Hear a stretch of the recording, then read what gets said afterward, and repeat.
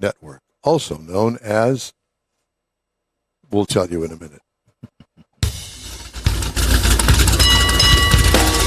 From the Sugar Shack Studios in Texas, USA, it is the In Wheel Time Car Talk Show.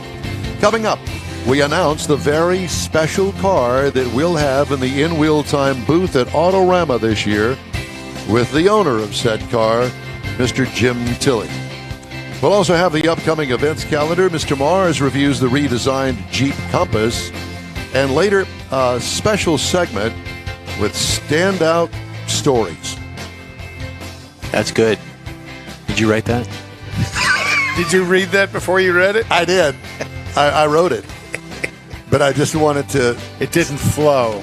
Well, I paused just for a moment for emphasis. Effect. Yeah, effect. So, at any rate, all that and more coming up in this hour, or half hour, depending on whether or not you're going to download a podcast later on. Oh, yeah. But this is a live show, so in the next hour, you'll hear that and more. Howdy, along with Mike out of this world, Mars, who's on the phone with our guest, who's trying to dial in right now. King Conrad DeLong is here. Thank you for being here. I appreciate you having me. Yes, always. Letting me in the Sugar Shack. In the Sugar Shack. And Mr. Jeffrey, we always need more Jeff Zegan. I'm Don Armstrong, or not. Because nobody else wants to be. That's for sure. They do not want to be me. But at any rate, so we have, are we going to be able to do this, Mr. Mars? Yeah, give me a minute here. Give him a minute. Give him a minute. Give him a minute. So in the meantime and in between time, we're going to move on with the show and work and let Mr. Mars worry about, let me turn it. There you go. Let Mr. Mars worry about getting our guest lined up, which should have happened about 10 minutes ago, but didn't. But at any rate, so I'm going to read you a little story. Okay. And you may or may not know of this name, but perhaps you do. And the gentleman that we're talking about, his real name is Norm Kraus. He passed away in February of 2021, and this story was written right before then. So just have to keep that in mind. So here's the story from Hemmings, Hemmings.com. Ready? Yep. Perhaps no one was responsible for more sales of Dodge performance vehicles during the muscle car era than Norm Kraus, also known as Mr. Norm. As a co-owner of Grand Spalding Dodge in Chicago from 1962 to 1977, his focus on high performance helped it become the biggest Dodge dealership in the world. Norm and his brother Len, his co-owner, got their start selling used cars as teenagers in the late 1940s from their father's gas station. Making just 3 cents per gallon pumping gas and cleaning windshields, they wanted something more. At the suggestion of a customer, quote, my brother and I went out and bought a bagel, a cheap car, recounts Norm. We brought it back and put it in the corner of the gas station, cleaned it up, and sold the car the next day and made $60 on it. Ooh. So, That's a lot with of a gas. steady business, the brothers broke through in the late 1950s when they sold a 1956 Chevy convertible with a V8 and a manual transmission. Paying by the character for a classified ad, they squeezed in, quote, call Mr. Norm, end quote, which soon became a signature for the business.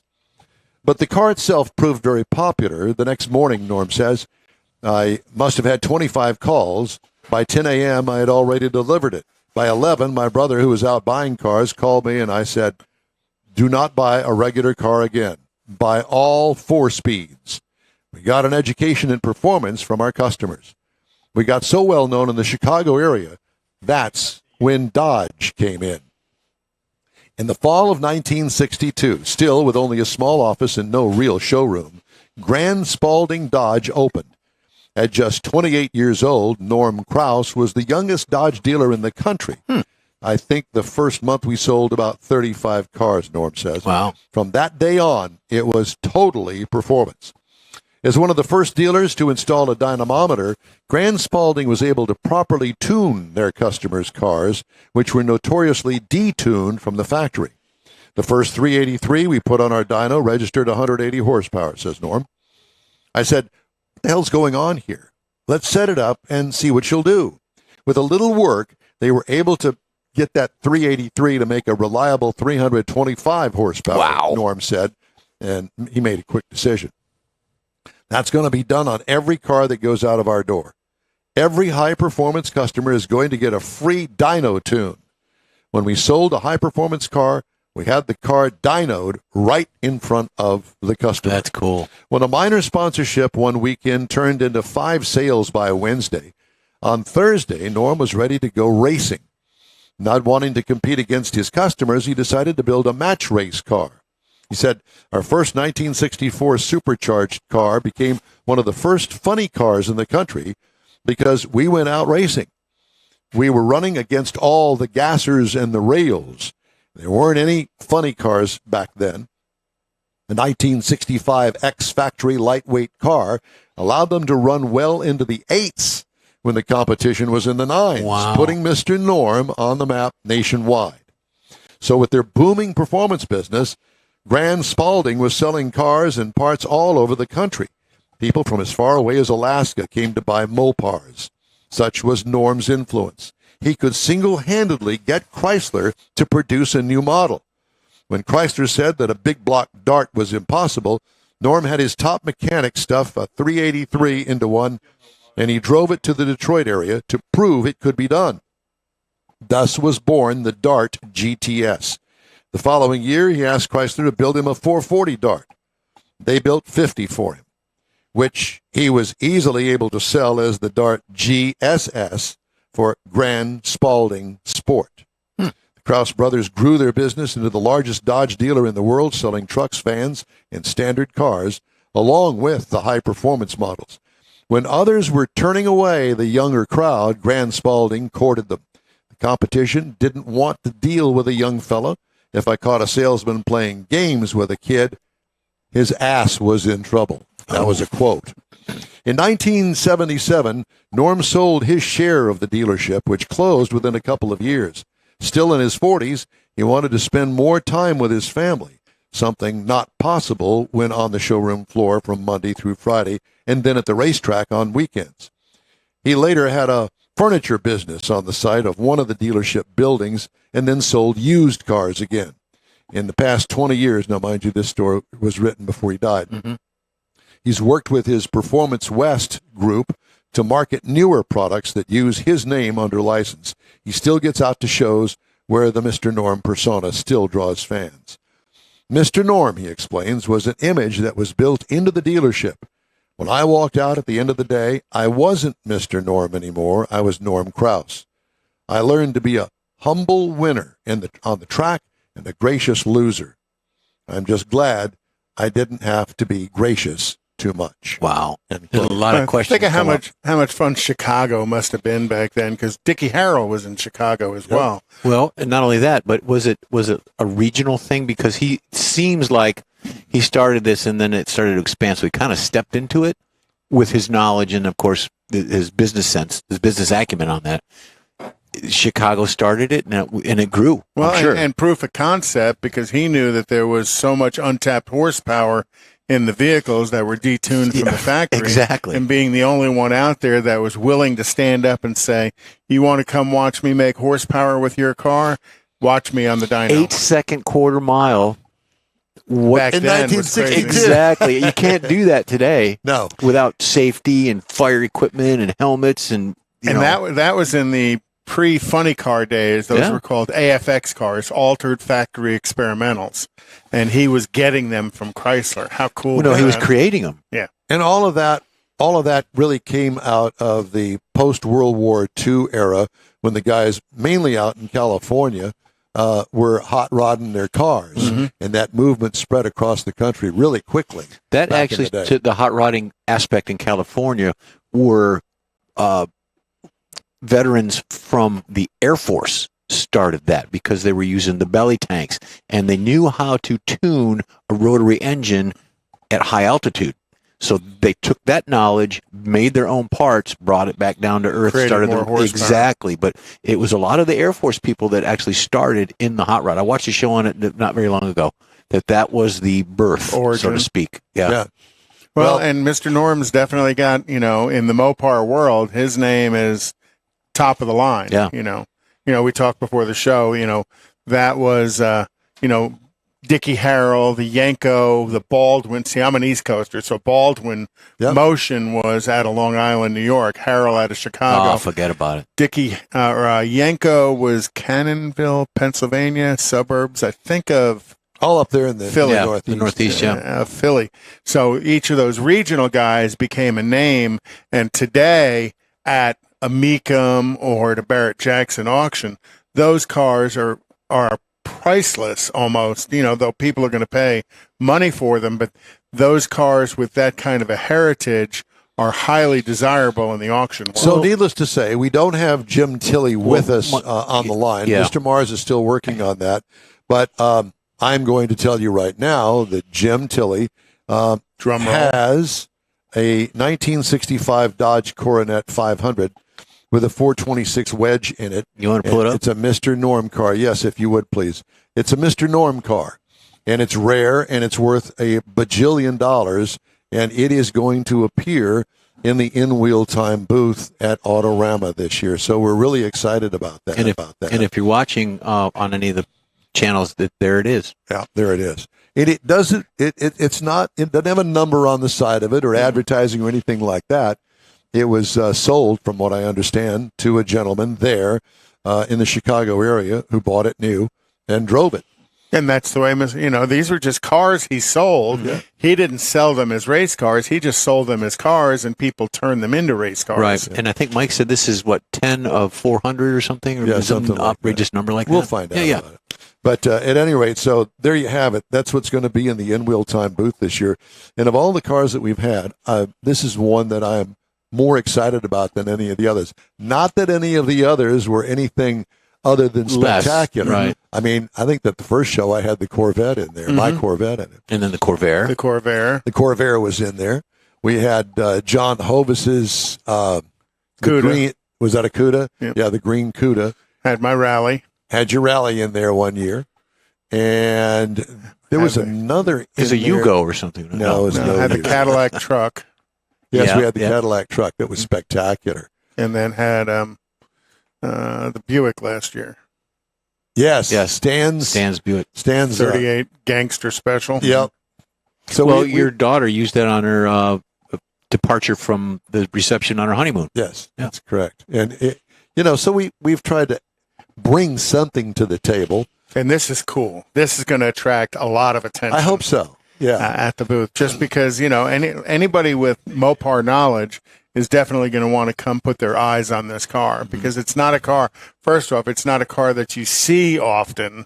A true Mr. Norm's car. I've And never then- seen one that I know of. Well, yeah, just and- pictures. And from what I understand, once we can get the interview on, there's a great backstory to this specific car that's kind of exciting as well. And, that'll make it even more interesting to people. I think so too. I don't know what the issue is over there. Well, I think could be weather related stuff. So I'm thinking. Yeah, I think we can get the video. I don't think we can get the audio. I think that's what he's struggling with, is getting the well, audio. whatever the case may be. Okay. But there's the car. Yep. Are we showing more pictures of the car? I can do it Let's again. go through the car again, because it's a real pretty blue, and we're going to have a black curtain behind it, and it's going to be really cool to have that I notice car. there's different wheels on it too.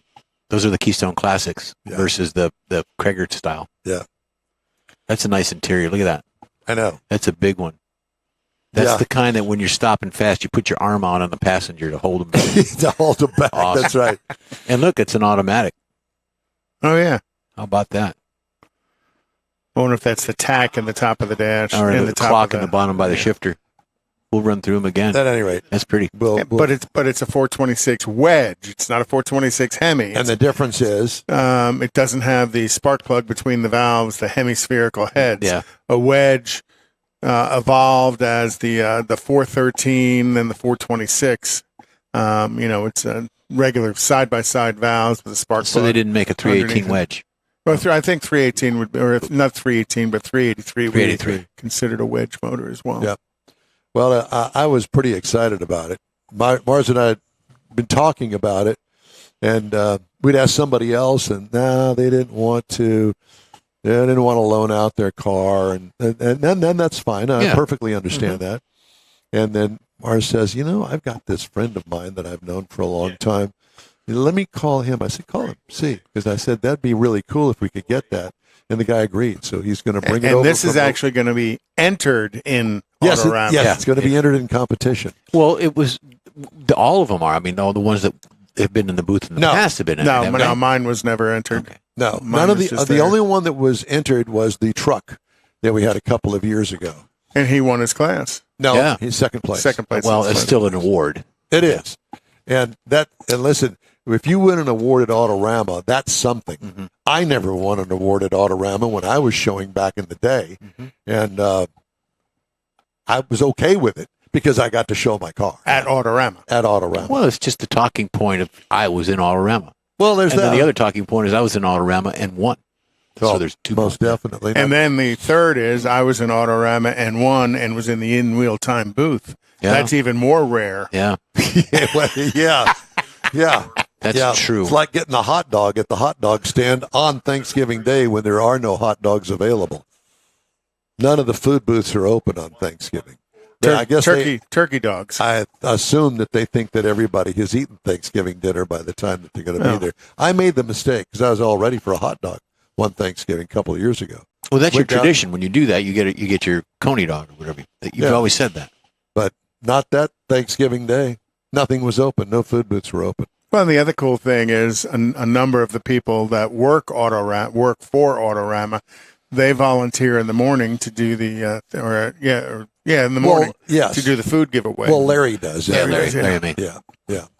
So at any rate, I thought that was pretty cool, and we're really excited about it. Sorry we couldn't talk to Jim, but that's just the way that it is sometimes. It's always this way, kind of, Sort of. many times. Mhm. Yeah. At any rate, coming up later on in our show, we're going to have an interview with Jason Feldman, whose dad, Stephen Wolf, makes the general manager role over there at Helfman Chrysler Dodge Jeep Ram over on the Katy Freeway. There was a story that ran across on Automotive News a couple weeks ago about Houston. The headline is Houston dealership police take on fraud, and they'd been ripped off for $300,000 each year to customer ID fraud. oh gosh. Yeah, so you can just imagine what that's about, and the tricks that people use to go in and basically steal a car with fake ID, Identity fraud. basically identity fraud. And the dealership doesn't know because they've got all the stuff there. Well, that ain't happening no well, more. they've got what they think they need, but it's not legit. Right. Yeah. So that's pretty ugly. Hey, if you'd like to get in touch with us, shoot us an email. Our address here is info@inwheeltime.com. I know that you have And don't over forget to there, subscribe. Conrad. Yeah, huh? Subscribe To our or feed. we'll come get you. Yeah, we'll get To you. Facebook or YouTube, either one of them. Or our The website. podcasts. Or our website. Or Time now for the events calendar, Conrad. And today, not so much. The events calendar is it's raining and a lot of people canceled. But, there's always other stuff going on. I'm wondering, and I didn't call Bill to find out, if they're doing the downtown Bastrop 17th Annual Heroes and Hot Rods Veterans Day weekend. I would imagine so, because that's a pretty big event over there. They'll have, And right now, it's not raining. yeah. There's Well, only a it's- 30% chance of rain today. but it's still ugly. And It they is had- very ugly. Last I heard, he had 300 registered, 400 openings, but it was filling up. So 400 car show is pretty cool. So other things going on. Again, we just talked about at the George R. Brown Convention Center, Thanksgiving weekend is Autorama World of Wheels and the Cavalcade of Customs. We'll be there doing the show live from 8 to noon, a 4-hour broadcast on Saturday. So come on out and say hi and enjoy The Mr. Norm's car. Mr. Yeah. Norm's car and Autorama in general. Yeah, Autorama in general. And then, other stuff going on. The 4th annual Memorial Benefits Taps and Turbos cars at No Label Brewing in Katy. Today? Well, they were supposed to be, but yeah. Listen, weather if I'm a permitting. car guy, I ain't town, taking my car you think out of everything it. in town canceled? Pretty much, A lot yes. of, the site I Even watch. football games were canceled last night. Yeah. Monday's going to be a complete washout from what the weatherman says, if you believe the weatherman. There's some kind of little big L floating around out there, and we're all going to, I think Locust is coming, all kinds of stuff. Lucas, yeah, that's it. The 7 plagues. Yeah. But the big thing is put on your calendar Autorama, Yep. which is in a couple of weeks. Thanksgiving weekend, Thursday, Friday, Saturday, Sunday. You'll really enjoy We'll it. be there. Time now for this hour's car review, and Mr. Mars has the Jeep Compass. Yes, sir. We Kona. had the 2023 Jeep Compass Altitude 4x4. Now, you may not have heard of the Altitude. As far as the Compass goes, there's actually 5 trim levels of the Compass this year. There's the Sport, the Latitude Luxe, and the Limited, and the Trailhawk. Now, I say it that way because the Altitude is actually a package off of the Latitude. Much like the high altitude Sounds is a like some package sort off of the Limited. dance. But it's I not know. really a trim. They don't count it as a trim level, but it's listed in parentheses by the trim levels. Theoretically, it is. Yeah. So it's the Altitude. Anyway, so this is a small crossover SUV. To me, it's some people consider it a subcompact, but it's really kind of big to me to be a subcompact. It's smaller than the Renegade, but it's larger than the Cherokee, so it kind of fits in between those two in the Jeep lineup. You're going to see that it's got the 7-slot Jeep grill up front. It has a really nice two-tone black and red line pearl color scheme on it. And it's got black badging, and it's got the black wheels on it. So it's a black and red thing, and it really looks sharp, particularly with that red paint on it. Up front, you're going to find the red sensing wipers, LED lighting, fog lights. You're going to find that it's got the cornering headlights on this vehicle, too. So they kind of cock a little bit when you go around the corners. Power liftgate, 18 by 7-inch black wheels. It's a really nice looking combination of color that they've done with this. You go into the interior, you're going to find that you got the black cloth and vinyl seating surfaces. It's kind of a combination there. Got the Uconnect 10.1-inch screen. So that 10-inch screen is really nice and large in the dash of this vehicle. This is where you're going to find all your convenience controls, your navigation. It's got the 360-degree camera, so you can see all the way around it. Got USB ports in the front, and it's got 2 in the rear seating area, but they're charge only so that your rear passengers can charge their devices. Got wireless charging up front, Apple CarPlay, Android, got all that good electronic stuff. The front seats are heated, and the rear seats, the second row seats, are a 60/40. There is no third row in this vehicle, Something fortunately. tells me that this is not red. No, it's not. But take my word for it. It's a beautiful red car. And this one's blue. This one's blue, but they didn't have any With- pictures, with and stock it was silver and raining, blue. and I didn't get pictures. And here's Mr. Photographer over here. Yeah, and the rain got me on several things. Yeah, they call that Kona So, red. this year for new, it's got a 2.0-liter inline 4-cylinder that's turbocharged. It's new for this year. 200 horsepower, 221 pound-feet of torque. It's got an 8-speed automatic transmission, and properly equipped, it will tow 2,000 pounds. Now, the EPA says you should be looking for 24 in the city, on the highway 32, and combined at 27 miles per gallon. Now, I drove 376.8 miles. It got 25.8 miles to it, and I was very happy with that, considering the way I drove it. Now, it's reported that this will go 0 to 60 in I'm 8.3 afraid to seconds. ask. It is trail rated, Fat so foot. it's got a firm off-road type ride to it. That's part of the Jeep. You don't buy a Jeep to be a sports car. You don't buy it to be a luxury car and float down the highway. You buy it because it is a Jeep. And so don't buy it for road handling and things like quartering on a road course, because that's just not what this vehicle is made for. But I'm sure that you checked it out on the on-ramp acceleration test that that's you always do. That's how I It's know next. how well it goes there. Uh-huh. So the base model price on Jeep Compass, you can get one of these in the stripper version for $29,995. So it's slightly under $30,000. The base trim price on the one that we had is $32,670. But we had some options. Packages, $41,905 MSRP. Oh, Now, if you're looking for something to compare this to, you're shopping in this category, the Mazda CX-50 is going to start at $31,675. So it's a little bit more. The Honda CR-V is $28,410, so it's a little bit less. And the Subaru Forester at $26,395 is a little bit more or less.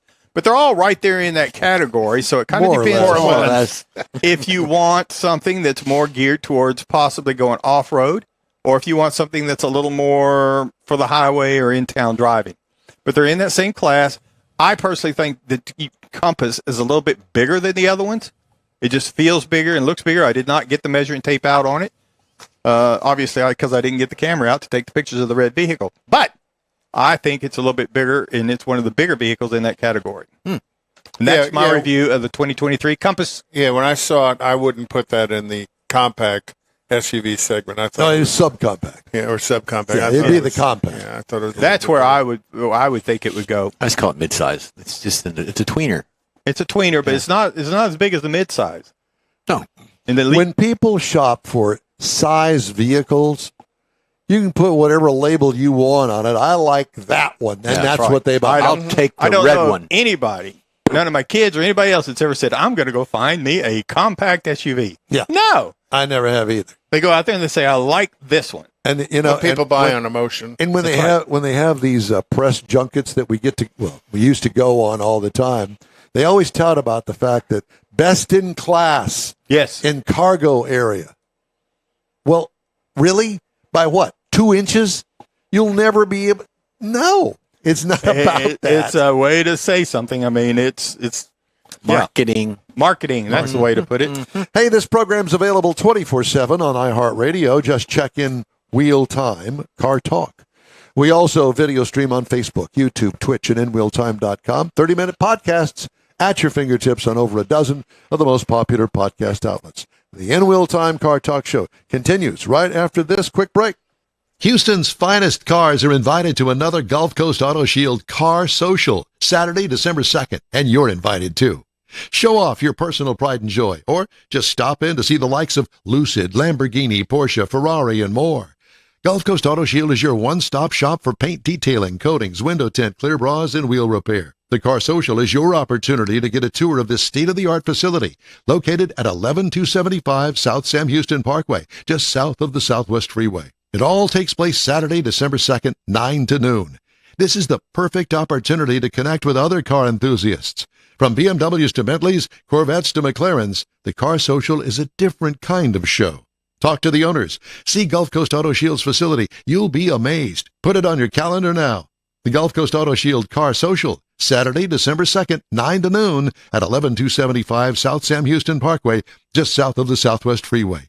The In Wheel Time Car Talk Show will be there too. We'll see you then. Hey, Houston! America's greatest hot rod tradition is back! Thanksgiving weekend! The O'Reilly Auto Parts Autorama! At the George R. Brown Convention Center. 4 action-packed days of hot rods, customs, classics, trucks, and performance cars. The ultimate lowrider showcase. Sponsored by Shorty's Hydraulics. See Lone Star Throwdowns, Texas-sized truck spread. And don't miss the traditional rod and custom section. Friday, Saturday, and Sunday, see wild, high-flying, freestyle motocross stunt shows. Shop the swap meet and women's world all weekend on the celebrity stage presented by Nick's Auto Repair and Classic Car Restoration. Friday, meet AEW Tag Team Superstars, the Lucha Bros. Saturday, it's Noel G, Hector from the Fast and Furious. Sunday, it's Lou Ferrigno, the original Incredible Hulk. The O'Reilly Auto Parts Autorama. November 23rd through 26th at the George R. Brown Convention Center. Discount tickets at O'Reilly Auto Parts, part of the Summer Racing Equipment Show Car Series. See Autorama.com for more info.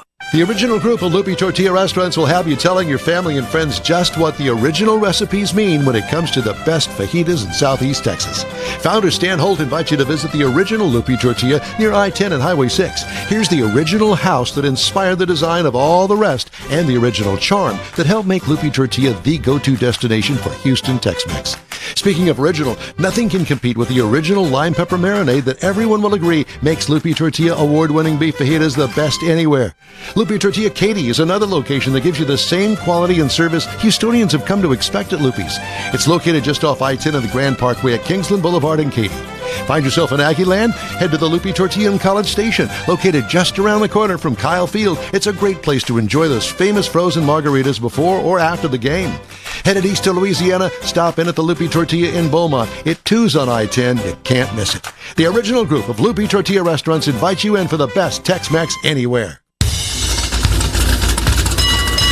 It's the In-Wheel Time Car Talk Show, Veterans Day edition 2023. Coming up, special segment with interesting stories, and Jeff's going to bring us car batteries, worst to best. Later, we'll look at the automotive news headlines this week. Howdy, along with Mike Out of This World Mars, King Conrad DeLong. We always need more Jeff Zekin. I'm Don Armstrong. Glad you could join us on this rainy, cool, ugly, yes kind of weekend. You know, we have not had a weekend like this, I don't think, since the beginning of the year. And here we are in November. I almost came to work today in my jammies. Yeah, the ones with flannel. Your flannel jammies with the ones with the shoes in them. Yeah, And the little flap in the back. flap in the back. Well, I wear mine in the front. You would. So we don't have a guest this hour, but you're going to be entertained anyway. We're going to make sure of it. So we have this thing that we've gotten into by default, I think. Hemmings puts out a thing on Mondays called the Sold Cars Roundup. And, you know, you can sell your car on Hemmings. Some of them are custom, some of them are just regular everyday cars, and other ones are classics. I mean, all over the board. You can buy a Model T there, a Model A. You can buy a 1968 AMC AMX. Ooh, cool car. That would be the first one, a 1968 model that we're going to go with today. And these are all bid prices, and some of them sell, some of them don't. The ones that we're going to deal with are the ones that sold. So what sold online at Hemmings.com was a 1968 AMC AMX. Now, this was the hot rod version from American Motors. It didn't have a back seat, had two. It was a Challenger, but it was shortened wheelbase. Yeah. So, what would your guess be, Mr. Mars, of how much the 1968 AMC AMX went for? Now, before you give us your figure, let me explain to everybody that we don't know the condition of the car. We don't We know assume- if this is a 390 Go package. We don't know any of that. We don't know the details on it. I can tell you that it looks kind of like maroonish with some white stripes on it. And that's pretty much about it. Looks like it has factory wheels on it. But we don't know. It may be completely rusted underneath it. I don't know that. So this is just a fun thing that we do. So 68 AMC AMX. Mr. Mars, what would you say that went? 32,000. Mars says 32. Well, I was going to go 32, so I'll go 35. I'll go 3501. Well, all of you, Probably $6,000, right? 26,250. Really? Wow. Really? Way less than I'd have thought. Yeah. Me too, actually. Because the AMX, to me, is a pretty collectible car. It is, because they didn't make that many of them in the overall scheme of things. And I didn't even know until I was an adult that the thing only had 2 seats in it. There you go. Here's one for Jeff. All right. Jeff's a Cadillac guy. Here is a 1958 Cadillac 62. Now, it is a 2-door. It's a 3-zip code car. It's a 3-zip code car in 2-door fashion. And it sold for Mr. Mars. What would you guess be for a 58 Cadillac 62?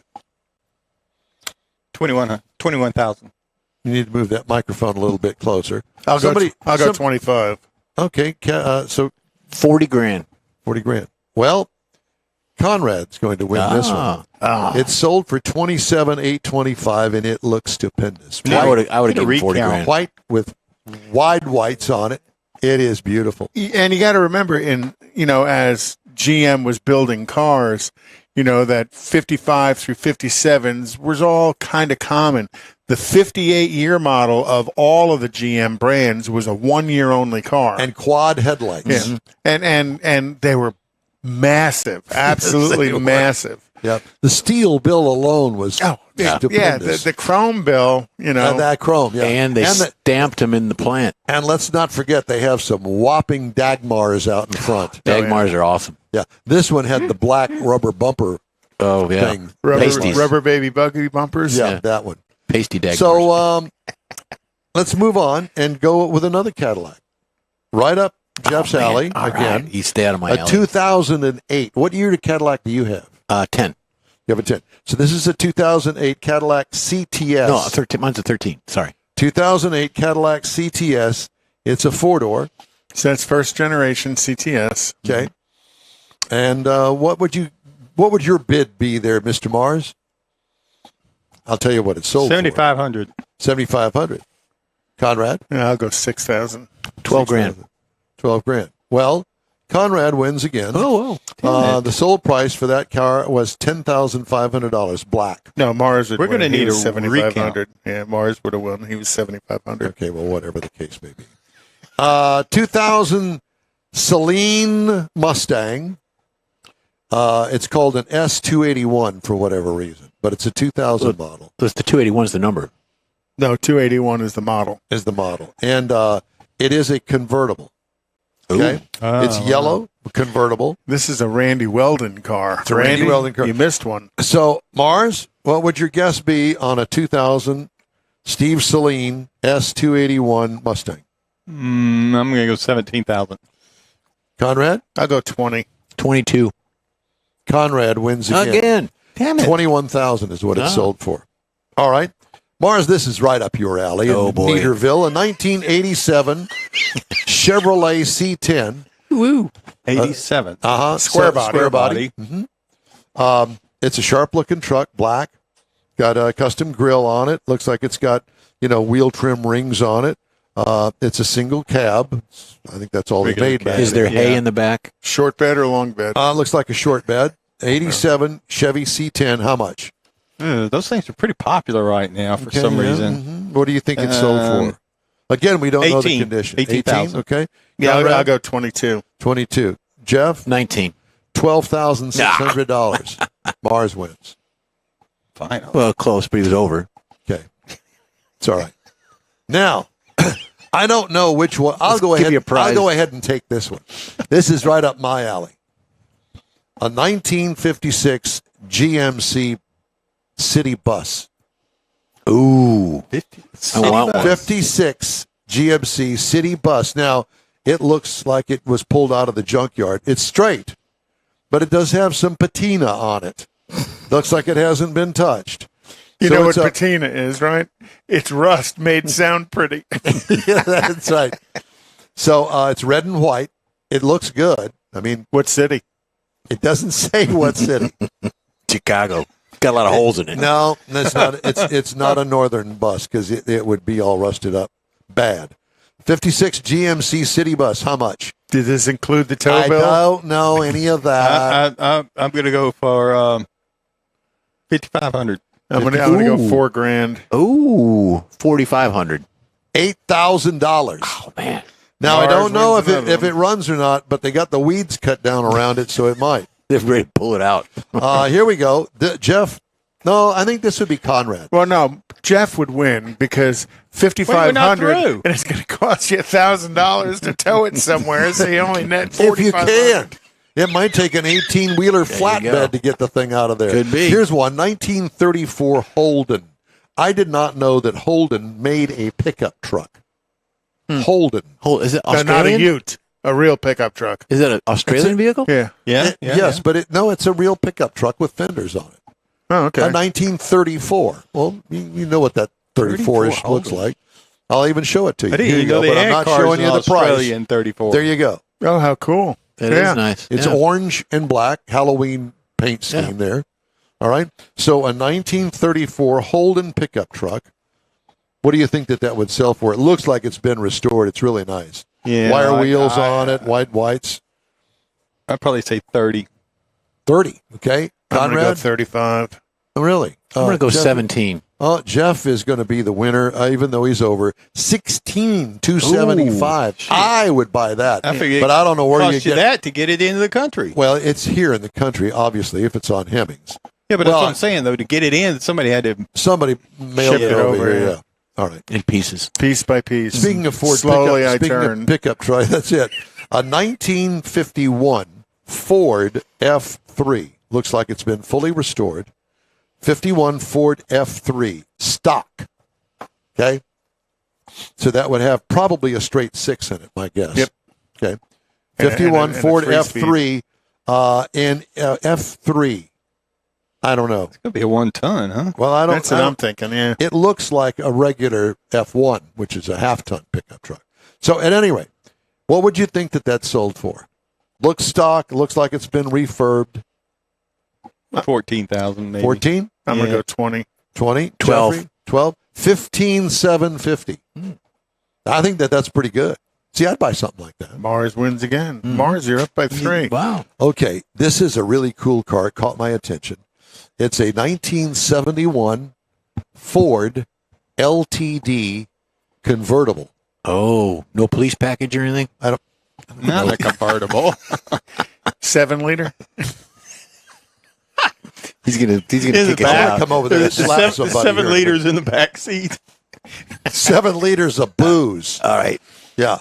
Come on, Mars. What year is it? A 71 Like it Ford makes a difference. LTD. It looks like it's been restored. At least it's got a nice paint I'm job. going to go $6,500. 6,500. Mr. 75. 75. $4,000. $4,000. Conrad hit it right on the Oh, nose. boy. $7,500. Just because With a it's beautiful a white.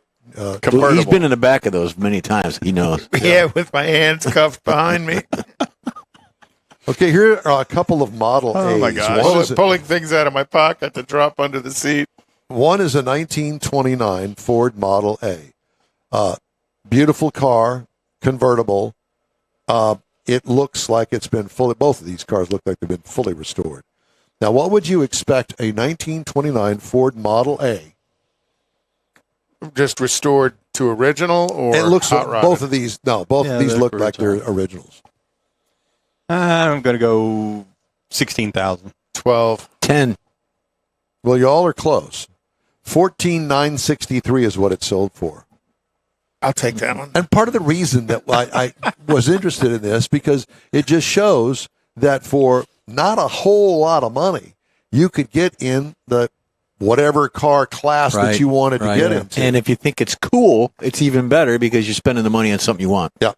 Okay, so the next one is a 31 Model A. It too is a convertible. It's got beige wheels, wide whites. It shows really nice. It's a two-tone, so it's got like a dark blue and with black fenders. I'll still say 12. 12 Mars. No, I'm It's, going to this is say a couple years younger. I'm going to say 15. 17. 19,950. No. Joffrey. One. Yay. And you know, if you're looking for a present for your wife or your husband or girlfriend, that would be cool. And so would this one. A 1983 Lincoln MK6, Oh. which is the big sedan, almost looks like a livery. Mm-hmm. Okay, it's blue. It's got a blue vinyl top on it, white wall tires, nice hubcaps on it. It looks brand new. Now, this is that generation when they were doing like the Cartier edition Yeah, as well. but I don't know about that. But anyway, a 1983 Lincoln Mark VI. What would you say that would bring, Mr. Mars? 14,000. $6,000. 12. Well, you're close. Sold for $9,000. No. Huddy, I can't put it under the Christmas tree, but it is in the driveway Come with a and bow. check on it out. Come check it out. Hey, Kylie's got a birthday coming up. Oh, God. You're driving that to school? That'd be awesome. You had to get her a booster seat. Here's one. No, here's the one for her. A 1962 Ford Galaxy 500. Oh, man. That's a 62 beauty. Galaxy 500. Two-door? It is a He's got Four-door. Look at the picture. it's a four-door. I know It's this. red in color. Okay, Beast I don't, that's all I know. It could have a 2-barrel V8 in it. It just I don't know. It looks stock. It's going to be a V8.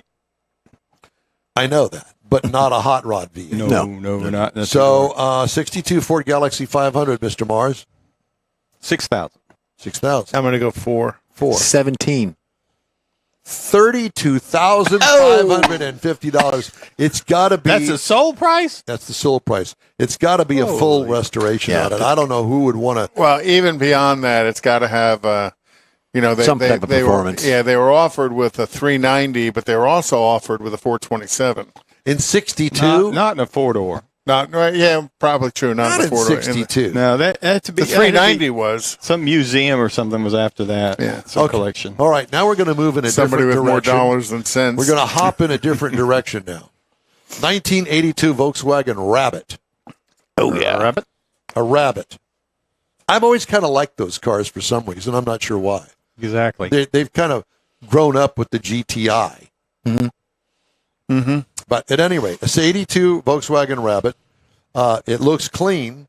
It may have 200,000 miles on it. I don't know. It's brown in color. That doesn't help. Oh, rabbit brown.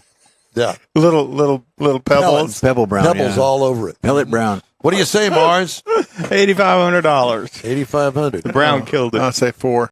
6. Conrad, right on the money. Oh, man. $4,100.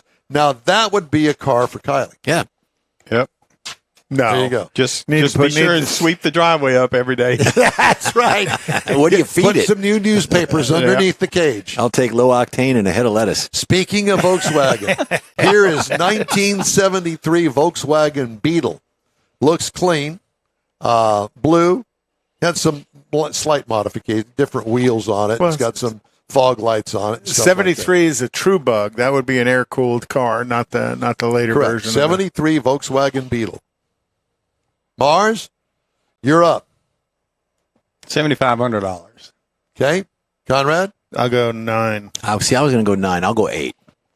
Well, Jeffrey wins this one, $7,950. Oh, close enough. You ever work on one of them? I never have. I Yeah, worked on a I've couple of them. taken The a first couple thing of is them apart. the first thing any instruction says is take out the 4 bolts and drop the motor. Yep. That's right. To do the clutch, to do anything, take the 4 bolts out and drop the motor. And if you were a big, strong, buff guy, you would slide underneath it and you'd drop Take it out on your. and carry it under one arm. Yep. Well, Dave Kindig is a huge Volkswagen Oh, yeah. Bug fan. You know, if you Well, that's how jacked you it got- up high enough in the air, you could let the motor right down on the ground, just slide it jack out. stand. That's and, exactly what we did. Yep. And there are all sorts of hot rodding kits for that Oh, motor. yeah. Well, we All had the sorts of- VW drag guy on last Yes. week. We And, get you in touch with him, and he'd steer you in the right direction, whether you were going to hot rod it or just hot rod it for the street. build a wheel stander. No, I wouldn't want to go No, that no, far. but that's. I mean, you could. You could, You yes. could put out that kind of power. good, I'm yeah. in favor of the sleeper. You make that- it look, me too. Yeah, That's the me. sleeper is the way to go. That'd be with the me. big unicorn exhaust system sticking up the no, back. Stinger. no, I would not do that. I Is that would what it's do called, Stinger? I would do the headers with the standard looking dual exhaust out of the back and just smoke everybody on the street with that thing. That's what I'd do. Well, you got to remember some of the early ones didn't have 60 horsepower. Correct. You know, and then the later ones, and I think the guy last week was talking about you can get up to 400 horsepower out of one of those. Well, I'm good with that now. Not on an air cooled Yeah, engine. Sorry. put bigger jugs on it, and then you Everything's better Yeah, with bigger jugs. jugs. Yeah.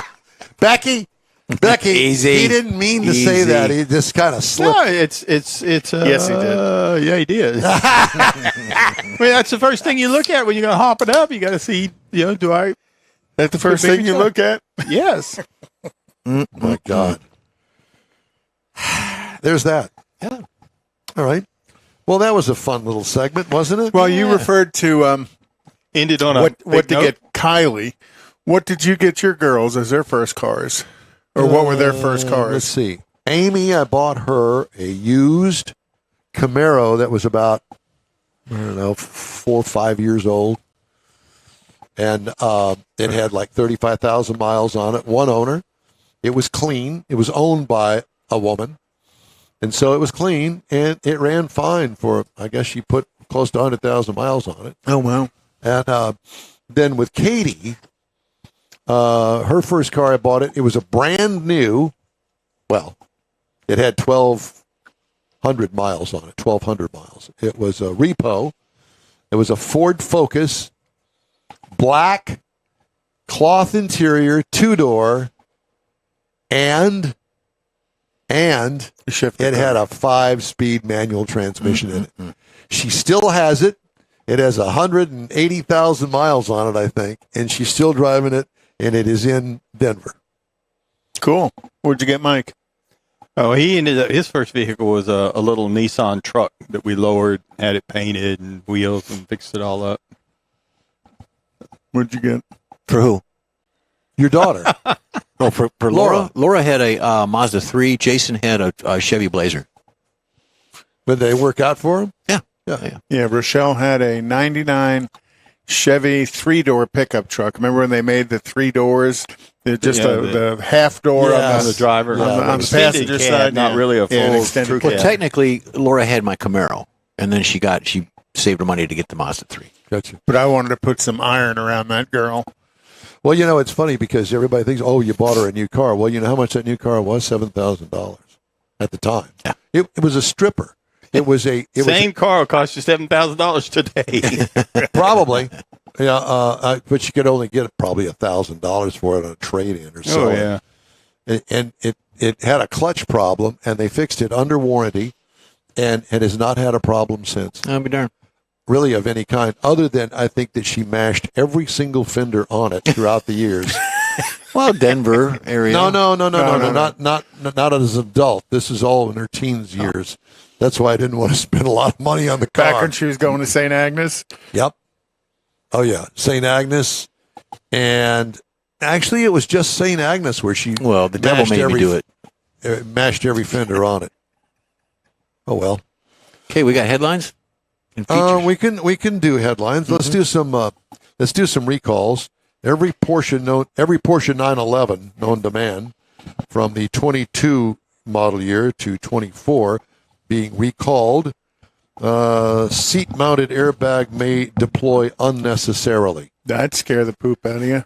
It would. Seatbelt assembly inaccessible for the Jeep Grand Wagoneer and Wagoneer.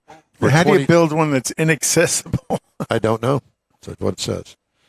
Multiple camera images may not display on the Mazda CX-90 and the Mazda 3 for 2024. Also, CX-90 for 2024, the engine and electric motor may shut down unexpectedly. Oops. That's not good. That's not good. Toyota Highlander and Highlander Hybrid front bumper assembly may detach. Only once, and then you run it over. Yeah. Oh, Martha, I think we ran over our own bumper. Go out there and get it. Can you run back there and get it real quick? See if we can straighten it out with the hammer. And Don will be flying over going, oh, look at this traffic jam. Martha's out there picking up her bumper. Subaru Forester. Mars, what are you driving? Oh. Subaru Crosstrek. Could you put that microphone No, on? he's talking to the next guest. No, it's not a guess. That's Randy. Yes. What was the question? What are you driving now? Subaru Crosstrek. So the Subaru Forester for 2024 has an engine water pipe that may leak coolant. Thought you'd like to know. Oh. Kia Soul EV, unintended movement due to damaged park mechanism, 2015 to 2019. Pop-up hood may not activate in a pedestrian crash in the Nissan Z. That's a new thing. Low brake fluid warning inoperative on the Ford Mustang, 2020 through 2023, Randy. And the Toyota RAV4, 2013 to 2018. Unsecured battery may cause a short circuit. I think we went over that a couple And of a weeks thermal ago. event. And a thermal event. Big Yeah. one. Retail demand for new vehicles is cooling along with the temperatures outside in the wake of high interest rates and elevated prices, even as inventories and incentives abound. I think the interest rates is the biggest driver of that. Yeah, I think you're right. Sales dropped 5.2% at Ford, snapping a streak of 10 monthly gains as the 6-week UAW strike against the Detroit 3 impacted output of key nameplates such as the Ranger and Bronco. Volume also fell at Mazda for the first time in a year with light car and light truck sales both lower. Cox Automotive said fleet shipments, which jumped double-digit percentages each month this year, dropped in October, likely a result of the strike. Remember Carlos, well, I called him Gosen. I think it's pronounced Doan. Remember him? Yeah, how's he doing? Well, He's fitting in his luggage still. I guess so. He's taking a nap in there. 4 years ago, Carlos Gosen was under house arrest when he escaped from Japan inside an audio equipment case. Now he's in the opposite position, fighting to remain in his home. He's in the barrel. After a judge in Lebanon ordered him to get out. Former Nissan and Renault chairman is appealing the ruling, evicting him from his $19 million pink-walled home in Beirut, where he has lived since fleeing prosecution in Japan. The October 16th order requires Gosen and his wife, no name here attached to that, to vacate the property within a month. Spokesperson for Gosen told Agents, which is a French press thing, that he now has documents supporting the appeal that were still in Japan when prior hearings on the matter took place. So, Carlos, you're still in a heap of trouble and always will be. And you can't now. You're living in Lebanon. They need that house for somebody else. Is what they need. They need him out of it. So The they can pink give it- house, no less. Yeah. Why don't you just I go? wonder live in why it was important for them to tell us it was a pink house. Well, How odd. it is kind of odd, isn't it? So, at any rate, Bruce Springsteen might move in. why do you say that? Little pink houses. Goes with this pink Cadillac. Good. That Good was one. That's Aretha's. good. All right. And finally, the board of Cruise, the robo-taxi company controlled by General Motors, That's running over people in has San hired Francisco. an outside law firm and technology consultants in the aftermath of an accident that led it to suspend all driverless vehicle operations, Cruise said Friday. Federal state safety regulators investigating a series of accidents involving driverless cruise vehicles. California regulators suspended the company's license to operate driverless vehicles last month, saying the self-driving vehicles were a risk to the public. California regulators said Cruise They officials just figured that out. had misrepresented information about an accident in which a Cruise car struck a pedestrian after she had been hit by another vehicle operated by a human driver. Cruise said October 26th it would That's pause on his all car. driverless operations. Your favorite, GM CEO Mary Barra, who also sits on Cruise's board, has told investors Cruise could generate $50 billion in revenue by 2030. The operation lost more than $700 million in the third quarter of this year as it has increased spending to expand operations to 15 cities in the U.S. Oops. Watch out. Yeah, wait till the lawsuits get through. Time now for a quick break. We'll be right back. You're on the In Wheel Time Car Talk Show.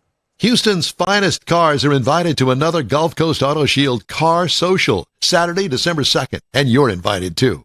Show off your personal pride and joy, or just stop in to see the likes of Lucid, Lamborghini, Porsche, Ferrari, and more.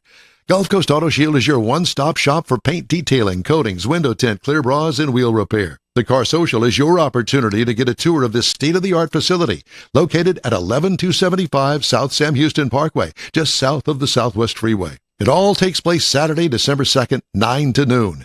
This is the perfect opportunity to connect with other car enthusiasts. From BMWs to Bentleys, Corvettes to McLarens, the Car Social is a different kind of show. Talk to the owners. See Gulf Coast Auto Shield's facility. You'll be amazed. Put it on your calendar now. The Gulf Coast Auto Shield Car Social, Saturday, December 2nd, 9 to noon at 11275 South Sam Houston Parkway, just south of the Southwest Freeway. The In Wheel Time Car Talk Show will be there too. We'll see you then.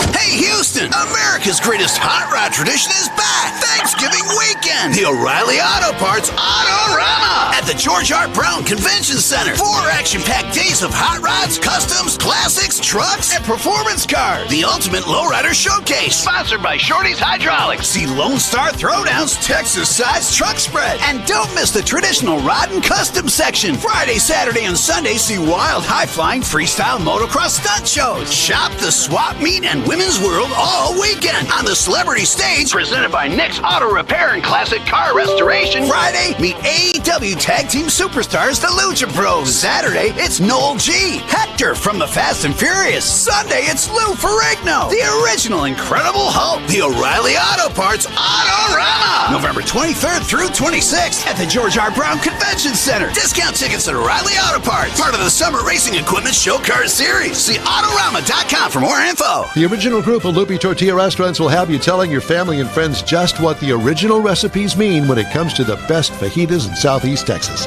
Founder Stan Holt invites you to visit the original Lupi Tortilla near I-10 and Highway 6. Here's the original house that inspired the design of all the rest and the original charm that helped make Lupi Tortilla the go-to destination for Houston Tex-Mex. Speaking of original, nothing can compete with the original lime pepper marinade that everyone will agree makes Lupi Tortilla award-winning beef fajitas the best anywhere. Lupi Tortilla Katy is another location that gives you the same quality and service Houstonians have come to expect at Lupi's. It's located just off I-10 and the Grand Parkway at Kingsland Boulevard in Katy. Find yourself in Aggie Land? Head to the Lupi Tortilla in College Station, located just around the corner from Kyle Field. It's a great place to enjoy those famous frozen margaritas before or after the game. Headed east to Louisiana, stop in at the Lupi Tortilla in Beaumont. It too's on I-10. You can't miss it. The original group of Lupi Tortilla restaurants invites you in for the best Tex-Mex anywhere. From the Sugar Shack Studios in Texas, USA, it's the In Wheel Time Car Talk Show. Coming up, Ford Freak, Car Club God, and more. Randy Weldon is going to join us. He's going to talk Mustang stuff. I think you've just summed it Car up with Club freak. stuff, and we're going to talk about Veterans Day too. So we've got all that coming up. Well, Randy's kind of crying in his soup because he missed that 2000 Celine S281 convertible. You know, I don't see him crying right now. Because I know he said that's one of the cars he'd like to have is a Celine convertible. Well, he didn't peruse. And what did it the go things for? that we peruse. About 20 grand. Wow. He's got a 20 grand sitting around. It's in his back pocket. All right. So also coming up, got a chance to drive the $80,000 Ram 1500. I'll give you my thoughts on it. Conrad has the cruising calendar and This Week in Auto History. And later we'll bring you stories making automotive news headlines. Howdy. It's all just ahead on the In Wheel Time Car Talk Show. Joining us today, Mike Out of This World Mars, King Conrad DeLong. We always need more Jeff Zekin. I'm Don Armstrong. So glad that you could join us on this Veterans Day. And a pleasant Veterans Day to all of the veterans out there. Thanks for serving our country, and we do appreciate it. I'm sorry that the Veterans Day Parade got canceled. Lest we never forget. Yeah, and so my dad was a veteran. I was not. You? Did No. you, sir? My Did you, dad sir? was. No, my dad Did you, did, sir? My dad. My dad was Yeah. World War II Navy. Well, I've had brother-in-laws and family members Yeah. that served. Yeah. So I wasn't a draft dodger, but I had a high lottery number when it was time to go in, and I was all set to join the Navy if it got close. It didn't get close that year. The war ended when I was a senior in high school. Yeah. Yep. 72? 5. 5. 4 or 5, yeah. Okay. All right. You Yeah, I were try- a I senior tried. in high school in 75? Yep, so was I. I tried to enlist in the Navy in 75. Shut up, Mars. You know, what were you? What year did you graduate high school? I got out in 72. Well, it Or took- 71. It took him 1872. It took him 4 years to graduate his senior 1870. year. That's why I was kind of, Hey, and by the way, speaking of which, I understand Neaterville lost last night. bad. I Really quit bad. listening at halftime when they Listening, were you down. didn't go to the game? No. I thought you had season tickets. Not this week. Well, it wasn't at home. It was in Montgomery. Montgomery, Texas? Yeah. Well, you could have gone there 40 and miles. drove down 2.5 here. hours. Well, yeah. And you could have Except spent I the still night. had to be in Neaterville. Out there. Oh, but you could have spent the night You with. could have spent the night at my house. Yeah, but I That still would've had been to a be at scary Neaterville. You got to so- bring your own spoon. He could have spent the night at Yeah, his they're house. spooning. Oh my Yeah. God! All right. We could have cuddled. Oh Lord, let's not even go there. I yeah. just threw up in my throat. Yeah. Joining us now. Help me, ladies- Randy. Help me. What Help me, a Randy. lead into Weldon. Help me. Randy, can you talk and let me hear you? Yeah, hopefully you guys can Oh, hear me. good. Yes, we can, because we've had some difficulties in our first. It's always that one that we always have problems with. We're really looking forward to talking to him, and that's what happened there. Yeah.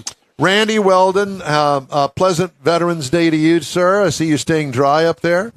Yes, sir. Staying as dry as I can. Okay. Well, I think that everything that related to cars that's outdoors this weekend is not going to happen. Kaput, yeah. But, Pretty much. you know, I know that Mars sent me an update, well, through you, an updated list of things that we were going to talk to you about. And So I don't have that list. And I haven't read it. So how did Coffee and Cars for a Cause go last week? Coffee and Cars for a Cause was a blowout. We filled up all the spaces. It was a real good turnout. Of course, weather was about as perfect as it could be. A little bit on the chilly side, but nothing. We've been out there in 21-degree weather, so it felt pretty good to us. And who'd you guys raise money for last weekend? We're raising money for a facility or a new organization called HEAL. And I find them very interesting. They'll be opening in December in Methodist Hospital in the Woodlands.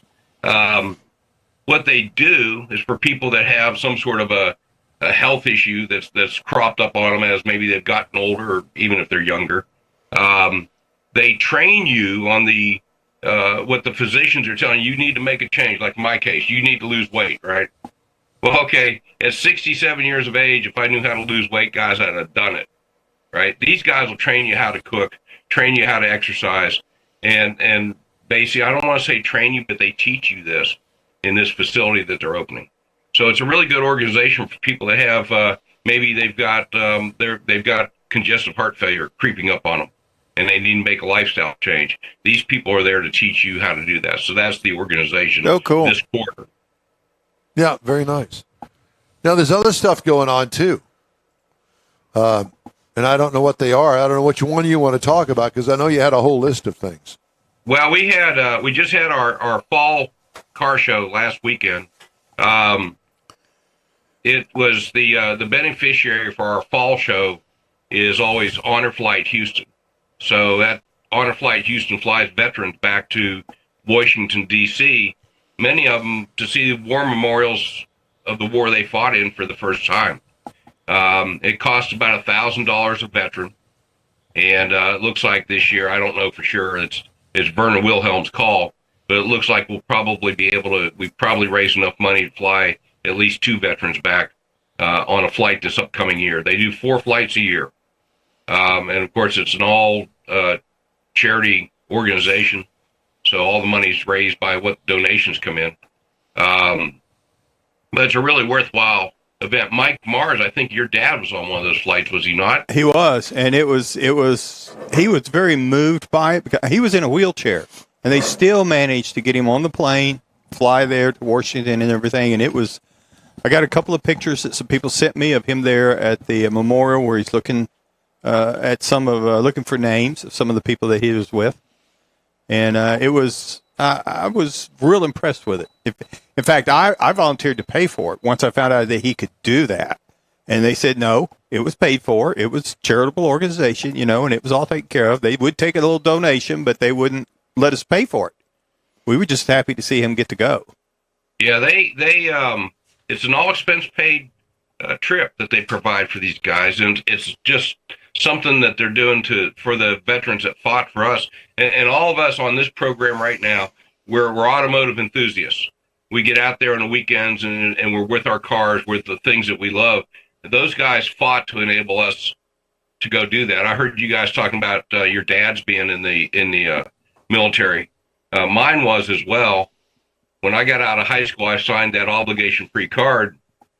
And then I realized they'd want me to get out of bed before noon and do the things they told me to do. And it just really wasn't me, So I never went. And I do thank those guys that did, because Absolutely. They've given me a lot of freedom to enjoy my lifetime. Yeah, they've sacrificed so we can have freedom. Yes, sir. Yes, they have.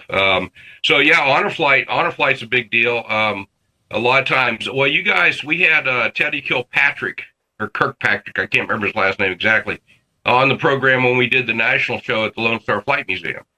And I don't remember exactly, but I remember he flew more missions than anybody else out there. But and he was a fill-in for us at the last minute. But happy to get up there and talk about his experiences. And I think that's something that's really important with veterans organizations. Don't just thank them for the service, but ask them about some of their stories. Let them talk to you about their experiences, because they've got some sincere lifetime experiences out there. So anyhow, Honor Flight Houston is our fall charity.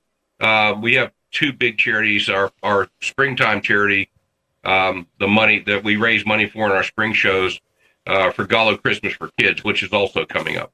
And I'm not sure how much money we'll donate there, but again, it's about $1,000 a kid that the Gallo Christmas for Kids Foundation donates. Wow. In order to make sure and ensure that kids have a Christmas. Well, it's not just so the those little. two things are coming up. It's not just the little kids. There are young adults. There are preteens. There are teenagers that actually participate in that as well. So it's not just the 2, 3, 4, 10-year-olds. There are a variety of children that need. Well, there are, and the Gallos don't overlook that. I mean, they're really embedded in the community. What a wonderful job they do in reaching out here. They get involved with the teenagers in the high school. Mm-hmm. So they're involved in quite a bit of different areas of the community. One of the things, Don being a broadcaster will appreciate this. I did the announcing and the music at the Northside show. We went inside because my wireless mics would not work inside the metal building. We set up a second system. You should have called Mike. Pardon me? You should have called Mike. He knew better than to do that. Call Mike. Well, when we were done with the awards, I came back out. I had a Coke Zero sitting there, and I went to take a swig of that last swig out of it. Tasted something hard in there, and went to spit it out. It turned out to be a Yellow Jacket that decided to sting me on the end of my tongue. What are the chances of that? I don't know what the chances are, but I do know that I took my time, breaking the equipment down, getting it packed up, making sure it was safe and secure and not broken. As your tongue swole up to you couldn't talk anymore. It was swollen up, but we played a lot of music right to the end. But I ended up going to the ER clinic and having them pull that stinger out. You can see it right on the end. Oh, wow. But that's I don't show us. Yeah, let me see how that looked. Let me see how that looked. Show me. We're good now. We're good So now. you played a lot of Bee Gees. A lot of Bee yeah, no Bee Gees. Oh, yeah. But thanks for that, Jeff. Hey, I want to talk to you about the Waller County Sheriff's Department reaching out to you guys to bring trained judges to their upcoming car show. Tell us about that. Well, years ago we did judging clinics, and then Vernon has brought that back. Vernon's done such a magnificent job after COVID, bringing the club back to life, and he brought back judging clinics and detailing clinics. But the Waller County Sheriff's Department apparently reached out. They had put on a car show last year. The judges, I guess, weren't real appreciated. And we all know how judging can be subjective, or is subjective. So they saw that we had judging clinics, and they've asked Vernon to provide judges that we've trained and to judge their car show this upcoming year.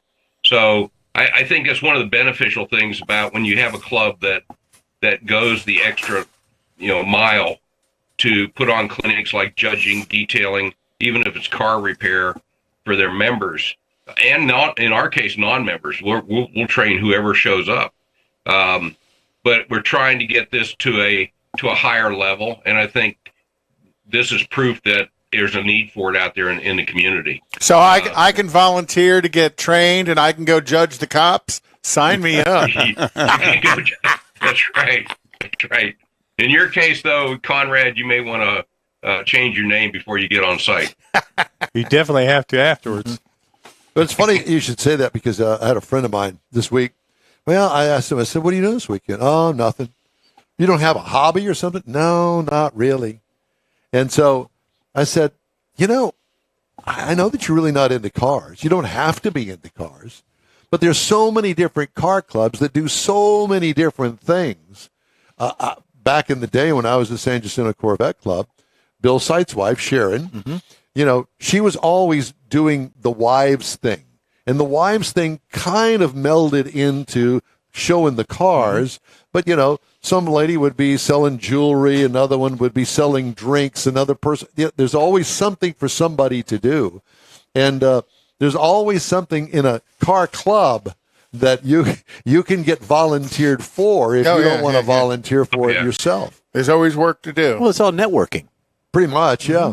And it's fun. It's the camaraderie and the camaraderie mainly. I mean, Bill and Sharon Sight's been my friends since I've been a friend of theirs. since 19. They've known you. Yeah, they've known me since 1977, and I met them at a San Jacinto Car Club meeting out there at Town and Country. They've been to all three of them. No, I didn't get it. 3 what? weddings. You said You were told. we were not Nice going to talk job. about that. I guess he doesn't listen. No, He's apparently 7 not. years old again. But Leslie's going to take care of your ass. Yeah. Let me just say Thanks, that. Conrad. You're good job. Good job. At any rate, Wait, Shut up, Mars. Though, Dawn, something you just mentioned. When it comes to clubs, the cars bring us together, right? right. Once you meet the people, you end up making friends that last for a lifetime. They just and through the automotive industry, I've met you guys. And I know that's not positive for y'all, but it's a highlight for me, guys. Oh, it is. It is.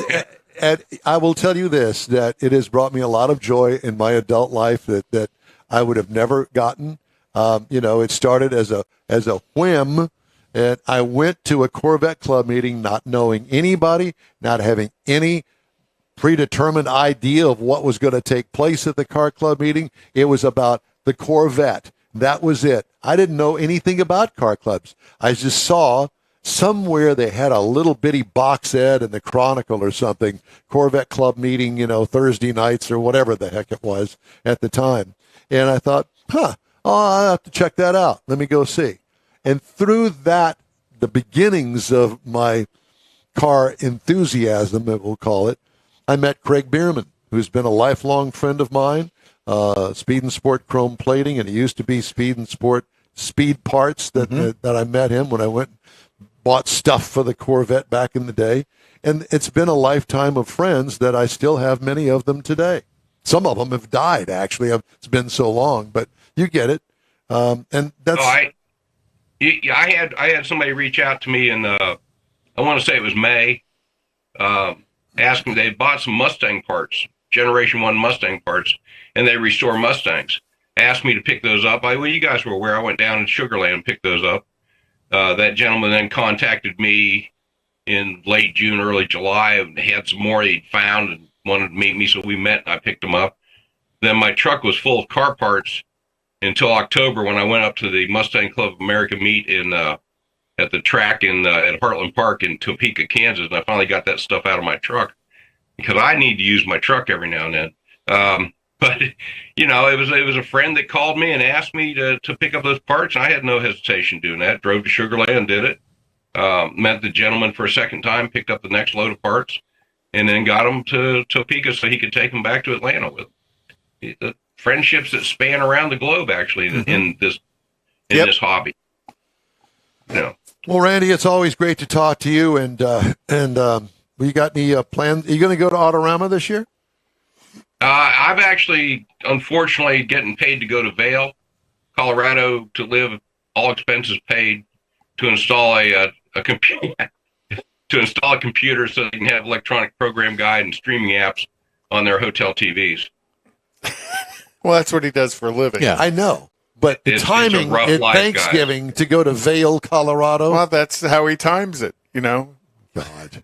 He probably He probably my times schedule, the so. South Florida stuff in the summer so he can get a little beach time in too. Well, see, he's going to Thanksgiving. I think in Memorial Weekend, he went up there and unplugged it so he can go back in.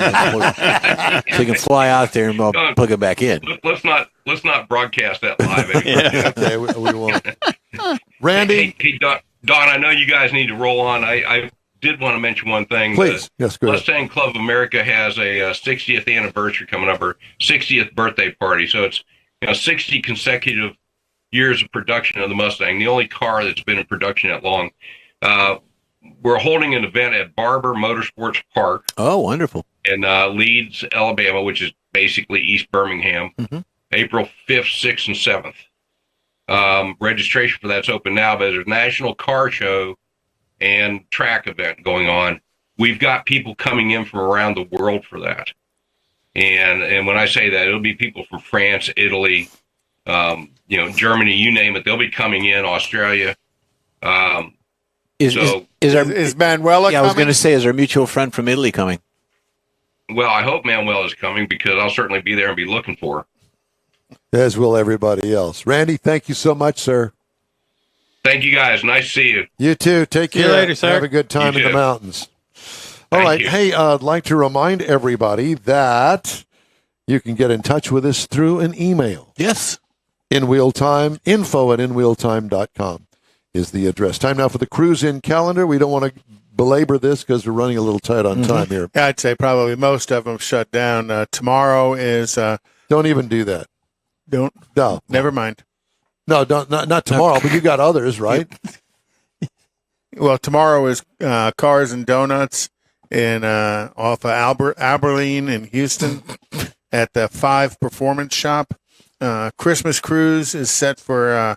Never mind. You said don't do it. Back to you, Don. Wait a minute. A Christmas cruise? That's Christmas, isn't it? Yeah. Well, Is it tomorrow? no, it's not tomorrow. Well, then keep going.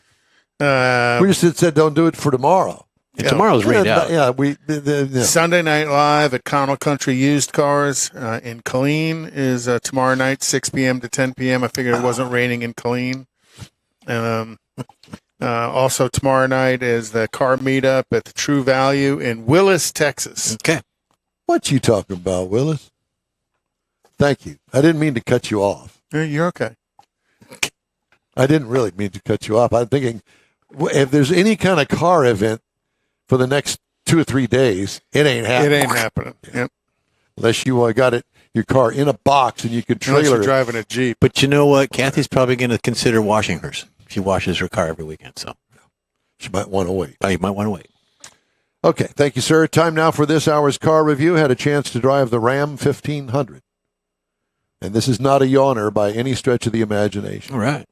The 2024 Ram 1500 is available in the Tradesman, the Lone Star, the Rebel, the Laramie, the Limited, and the TRX. Those are the trim levels that it's available. Tradesman, obviously, is the entry-level one. Review trim level is the Limited Elite Crew 4x4. Now, this is a new addition onto the limited trim level called the Elite. Gorgeous truck. Still a standard pickup truck, half-ton.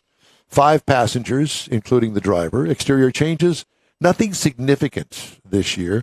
A redo is scheduled in the first quarter of next year. Mars, did you know that? No, I did not. I thought they were going to get away from all that. Going to redo it when the strike's over, huh? Don't know. I think it's already on the books. Exterior features, sharp-looking bodywork with different grills for the different trims. 2 bed lengths are available overall. Factory bed covers work great. Did I say that? Bed something. I can't read my writing. This is the best-looking pickup when truck that on the happens. market, period.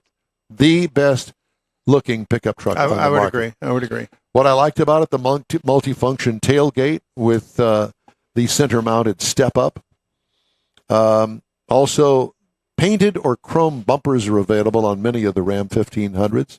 You can even go for hubcaps or high zoot chrome wheels. Which do you prefer? Chrome wheels. Yep. Zoot Chrome? Zoot, high zoot, yes. Interior highlights. Big optional 12-inch infotainment screen that works great. Huge multi-function center console. Has many configurations. Best seating among all the competitors. By the way, back to that center console, it has a sliding tray under the lid that is brilliant because it opens up all that more storage underneath it. Then you got the sliding tray to, put whatever kind of. You can hide your stash. Pens and paper. For you, that would be correct. You could hide your stash. Yes, pens and paper and coins Yeah, and that yeah. sort of So, stuff. but you're still a fan of the Uconnect. Yes, in this truck. Seating is among the best of all of the competitors. Sophisticated dash and configurable displays are at the top of the heap in this thing. What I liked about it, the luxury in this truck is unparalleled among pickups or cars. What could use improvement? More of it, please. It is just stupendous. Engine is a 5.7-liter V8 Hemi with a mild hybrid e-torque system. Now, they're doing away with the V8 Hemi, and they're going to go with an inline six, and some of them will have 500 horsepower. Wow. And This one- gobs of torque. Yeah, this one has 395 horsepower, 410 pound-feet of torque, 8-speed automatic transmission, tow rating 11,470 pounds, payload 1480. 17 miles per gallon city is what it's rated, 22 on the highway for a combined of 19. I got 17.7 over 252.2 miles. What I liked, plenty of power. What could use improvement? Better fuel economy, but it's coming with next year's inline six-cylinder, and I'm really looking forward to driving that because I am an inline six kind of guy. Yep. Ride and handling, four-corner air suspension on this thing. It rides as good as, if not better, than that Mercedes-Benz GLS that I had the week before. Oh, really? I kid you not. It's amazing. Pricing. Base trim price is $68,145. Prices tested, $79,165. Base model price, $40,160. Competitors. The Ford F-150. Now, these are the base model prices, okay? And it doesn't make any difference what trim level it is. You can always find one that competes against it in the other brands. The Chevy starts at $42,000. The Toyota Tundra starts at $41,015. If you are looking for a pickup truck, and especially if you are not bound by the brand loyalty, I would encourage you to go and look at this truck. And by far the best interior of the four major brands out selling trucks. Almost anything Yeah. I would put it up against, including the high-end cars, Cadillacs included. This thing is unbelievably good.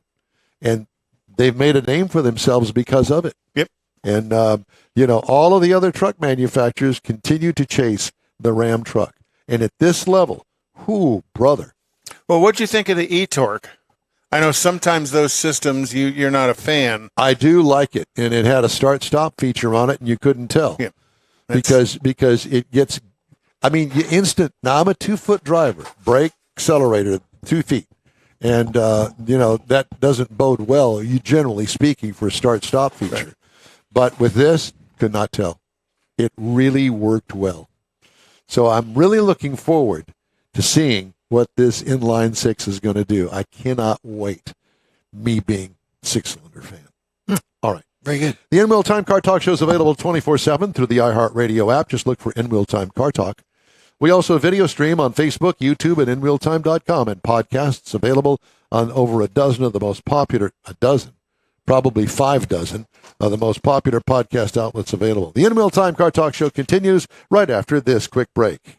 Houston's finest cars are invited to another Gulf Coast Auto Shield Car Social, Saturday, December 2nd, and you're invited too. Show off your personal pride and joy, or just stop in to see the likes of Lucid, Lamborghini, Porsche, Ferrari, and more. Gulf Coast Auto Shield is your one-stop shop for paint detailing, coatings, window tint, clear bras, and wheel repair. The Car Social is your opportunity to get a tour of this state-of-the-art facility located at 11275 South Sam Houston Parkway, just south of the Southwest Freeway. It all takes place Saturday, December 2nd, 9 to noon. This is the perfect opportunity to connect with other car enthusiasts. From BMWs to Bentleys, Corvettes to McLarens, the Car Social is a different kind of show. Talk to the owners. See Gulf Coast Auto Shield's facility. You'll be amazed. Put it on your calendar now. The Gulf Coast Auto Shield Car Social, Saturday, December 2nd, 9 to noon at 11275 South Sam Houston Parkway, just south of the Southwest Freeway. The In Wheel Time Car Talk Show will be there too. We'll see you then. Hey, Houston! America's greatest hot rod tradition is back! Thanksgiving weekend! The O'Reilly Auto Parts Autorama! At the George Hart Brown Convention Center. 4 action-packed days of hot rods, customs, classics, trucks, and performance cars. The ultimate lowrider showcase. Sponsored by Shorty's Hydraulics. See Lone Star Throwdowns, Texas-sized truck spread. And don't miss the traditional rod and custom section. Friday, Saturday, and Sunday, see wild, high-flying, freestyle motocross stunt shows. Shop the swap meet and women's world all weekend on the celebrity stage presented by Nick's Auto Repair and Classic Car Restoration. Friday, meet AEW Tag tag team superstars, the Lucha Bros. Saturday, it's Noel G. Hector from the Fast and Furious. Sunday, it's Lou Ferrigno, the original Incredible Hulk. The O'Reilly Auto Parts Autorama. November 23rd through 26th at the George R. Brown Convention Center. Discount tickets at O'Reilly Auto Parts. Part of the Summer Racing Equipment Show Car Series. See Autorama.com for more info. The original group of Loopy Tortilla restaurants will have you telling your family and friends just what the original recipes mean when it comes to the best fajitas in Southeast Texas. Founder Stan Holt invites you to visit the original Loopy Tortilla near I-10 and Highway 6. Here's the original house that inspired the design of all the rest and the original charm that helped make Loopy Tortilla the go-to destination for Houston Tex-Mex. Speaking of original, nothing can compete with the original lime pepper marinade that everyone will agree makes Loopy Tortilla award-winning beef fajitas the best anywhere. Loopy Tortilla Katy is another location that gives you the same quality and service Houstonians have come to expect at Loopy's. It's located just off I-10 of the Grand Parkway at Kingsland Boulevard in Katy. Find yourself in Aggieland? Head to the Loopy Tortilla in College Station, located just around the corner from Kyle Field. It's a great place to enjoy those famous frozen margaritas before or after the game. Headed east to Louisiana? Stop in at the Loopy Tortilla in Beaumont. It too's on I-10. You can't miss it. The original group of Loopy Tortilla restaurants invite you in for the best Tex-Mex anywhere. On the Smoke and Mirrors Network, welcome to the In Wheel Time Car Talk Show Veterans Day edition. Coming up, Conrad's going to have This Week in Auto History. We'll get you caught up on the stories making news headlines this week. And we're also going to talk amongst the men. Get out the beer cooler. I wrote that down here. Did you? Yeah, I did. I didn't like it. You didn't? Well, I mean, it could be good if it were a little bit later, but if you're drinking beer at 9:30 in the morning, you need to go see a counselor. You need to call us. Yeah, invite us over. We'll do a remote there. Switch to tequila. Yeah. And then we'll do the switch to tequila about the last hour Or of the show. what's it, micheladas, where it's Micheladas, beer and a Bloody Mary? But no, frozen margarita. That's the one they put in the beer. I guess that's what it is. I don't know. I've never had one. It doesn't seem appealing to me. Do they have that in Neaterville, Mike? Beer and margarita thing? Mark, why are you asking him? I'm thinking. I think I've seen that. Yeah, I've seen that. You've never had one, though, have you? No.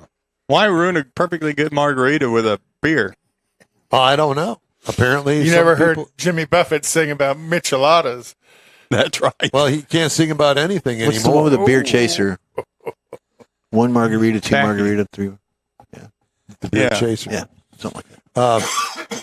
I like mine with the Grand Marnier topper. There you go. Can't go wrong with that. Ooh, Well, you it's can like- if you have four of them. But It's like candy. candy. Candy. Uh-huh. Yeah, it does really good, especially out there at Loopy Tortilla. Oh my goodness. Well, any Mexican restaurant or any restaurant really. No. Margaritas, they are frozen margaritas. They are different. They are different. Yeah, and that's the reason I don't drink them much. Stan uses real Limes.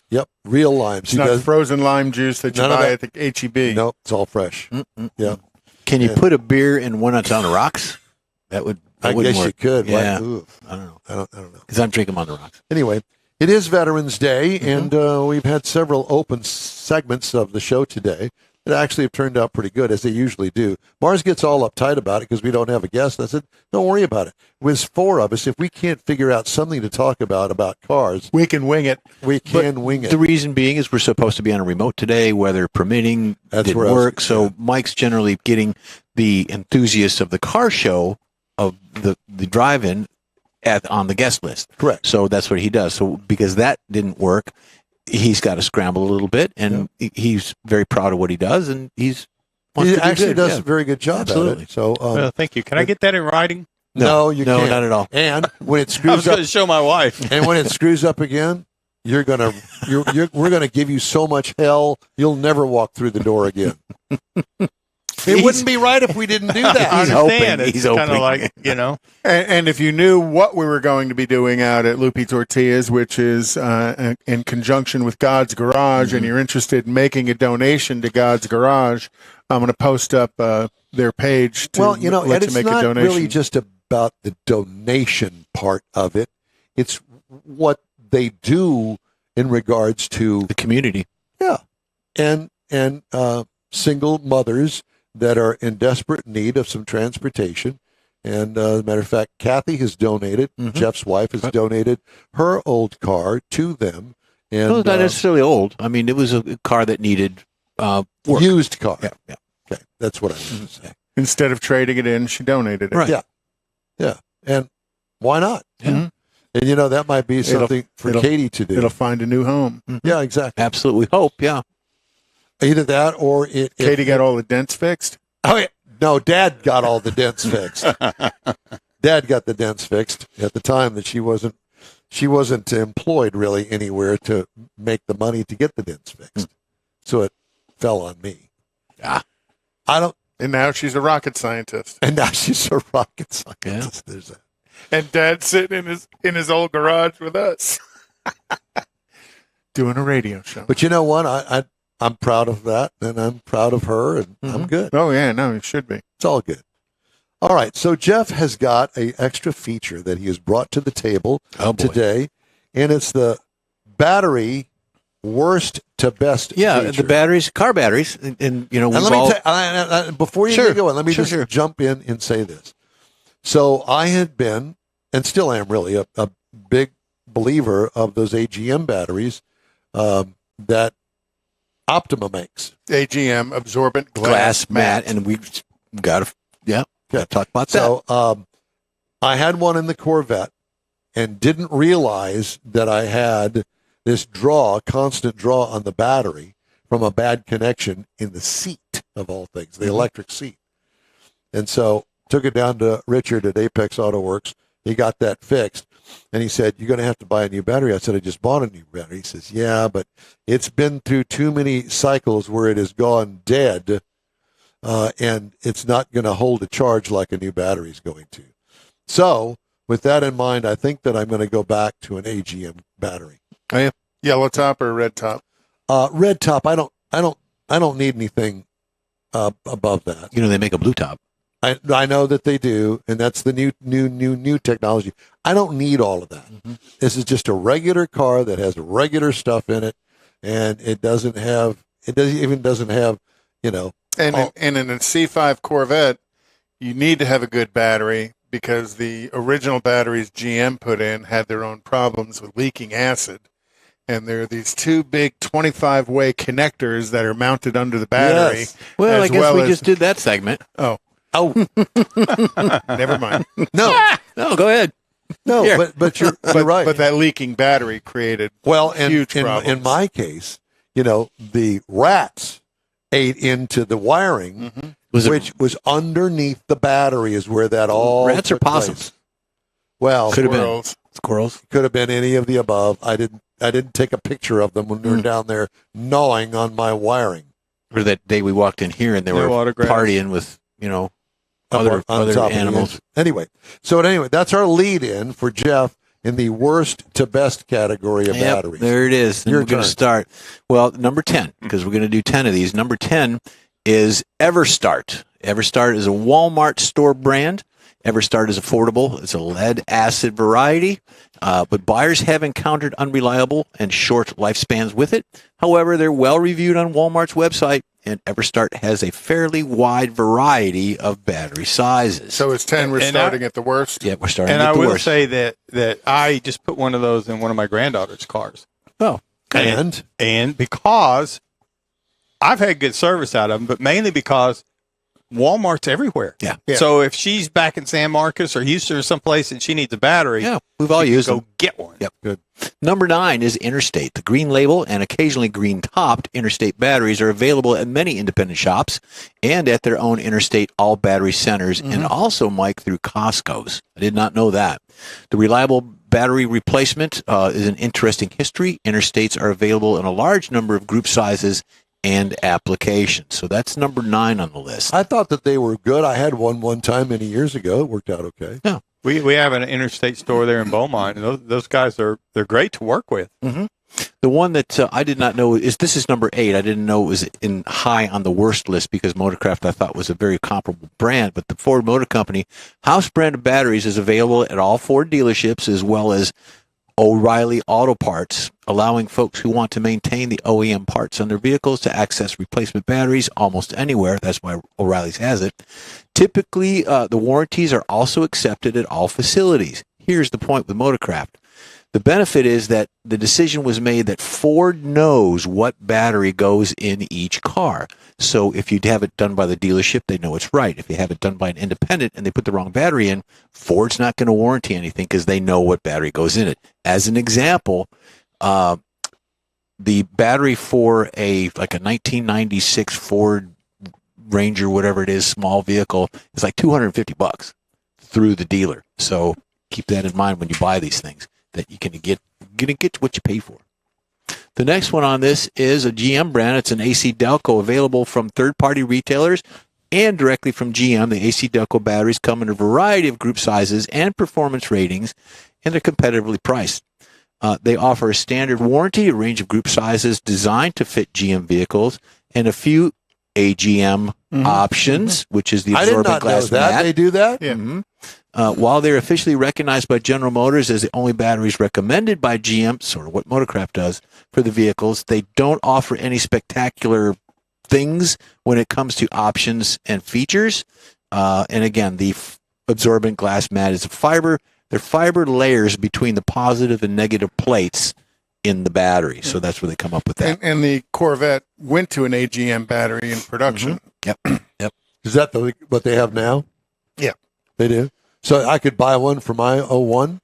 You could. You'd probably probably could. pay Yeah. a top dollar for it. Yeah, you're going to pay at top a dollar on GM anything. Yeah, store, really.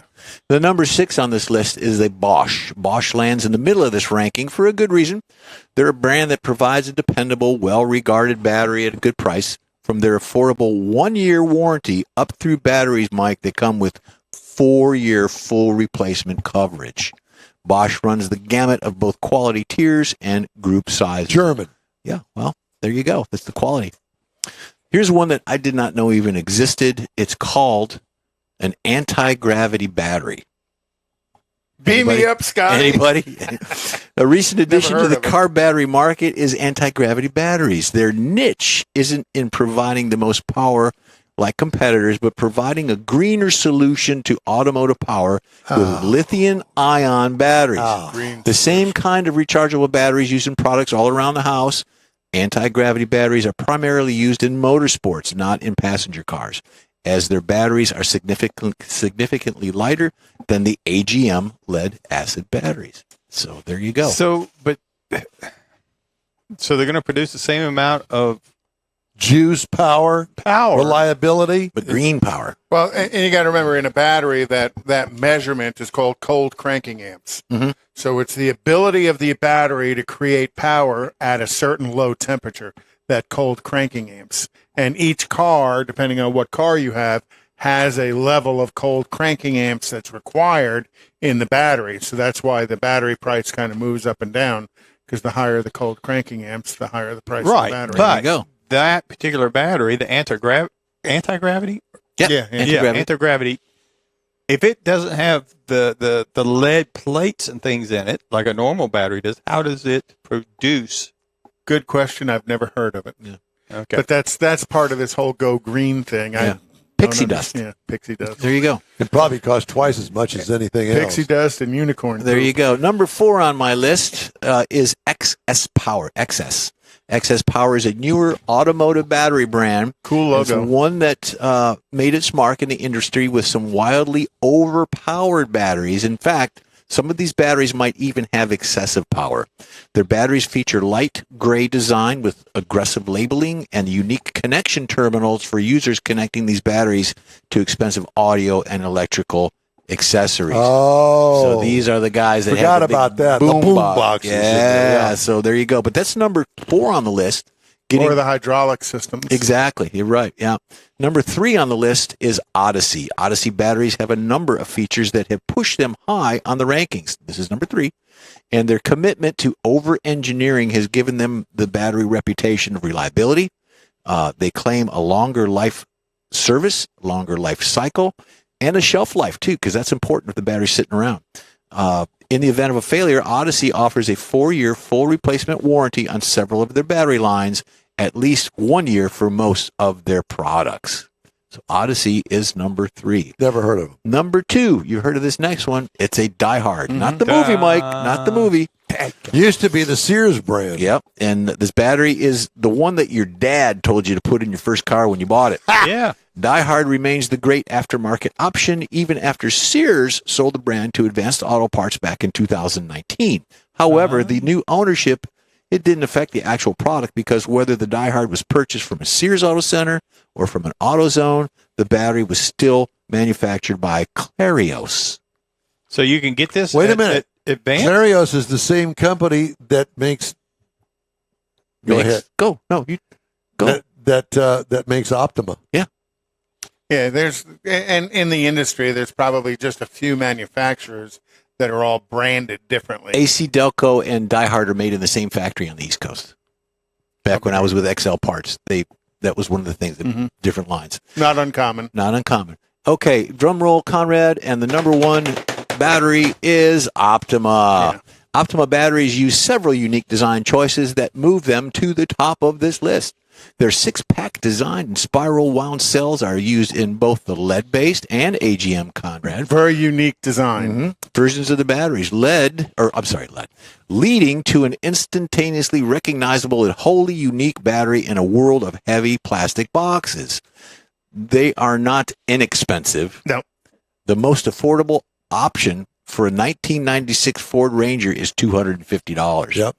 But the reliability is trusted. They have a good warranty backing the product on your red top, yellow top, and blue top batteries. So there you go. Where can you get those now, though? Optima, a lot of places. And you can actually buy them directly from the factory from about the same price that you would pay at any retailer, and they will mail it to you.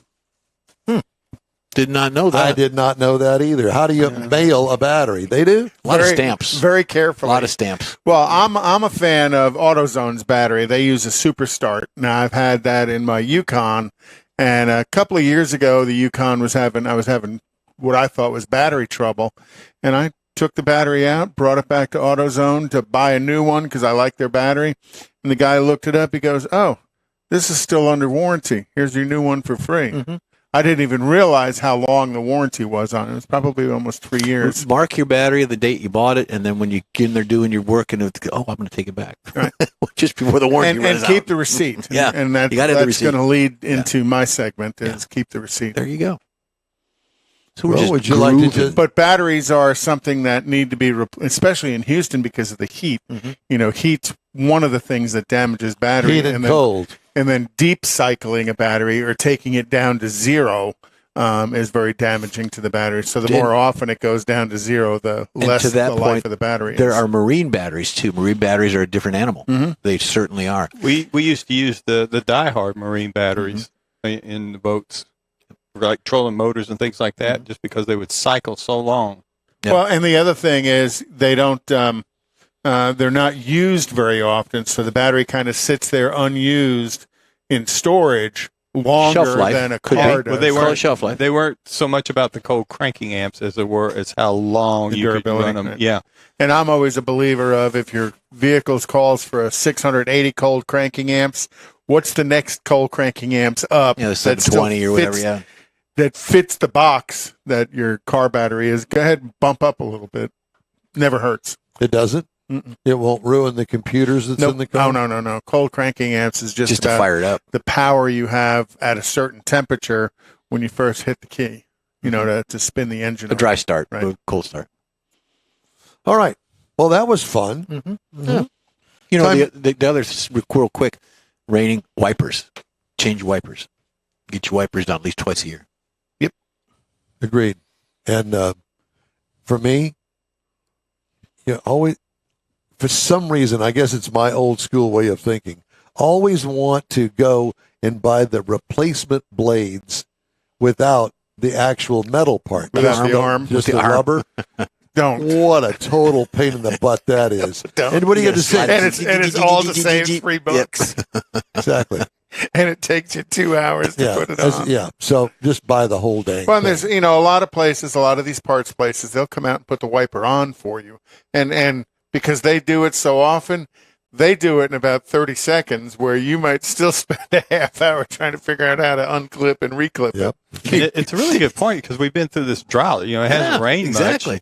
much. I just replaced mine when I changed the oil, and because I hadn't used them, they dry out. That's what the problem is. Or And they start stick streaking to when the you do it. glass. So now that we got a little bit of rain, I'm really glad that I did it.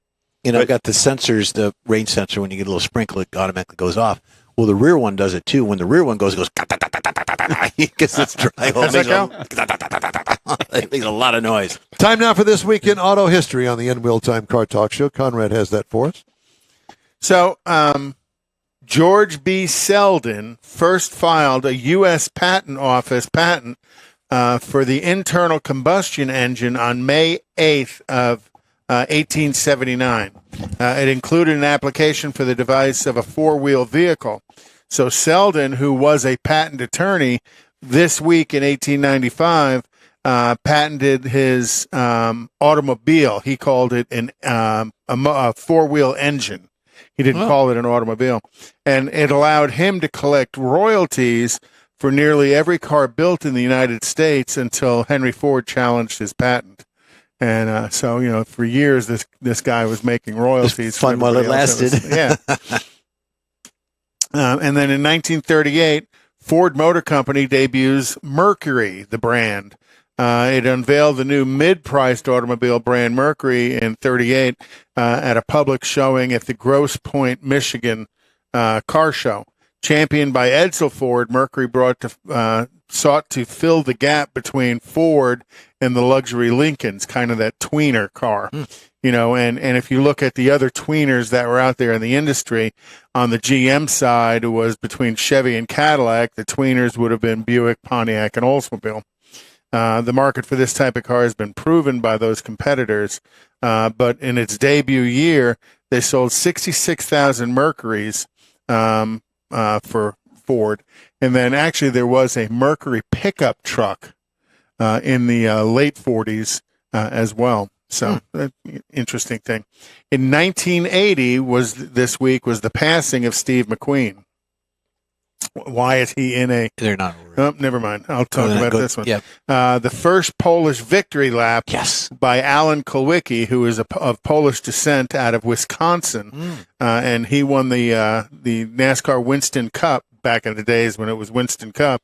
And in his win, he drove the first Polish victory lap, which was driving around backwards on the track. Is that the car? No, that was backwards. the car that they did in reverse. He drove it the opposite way. The opposite way on the track. Right.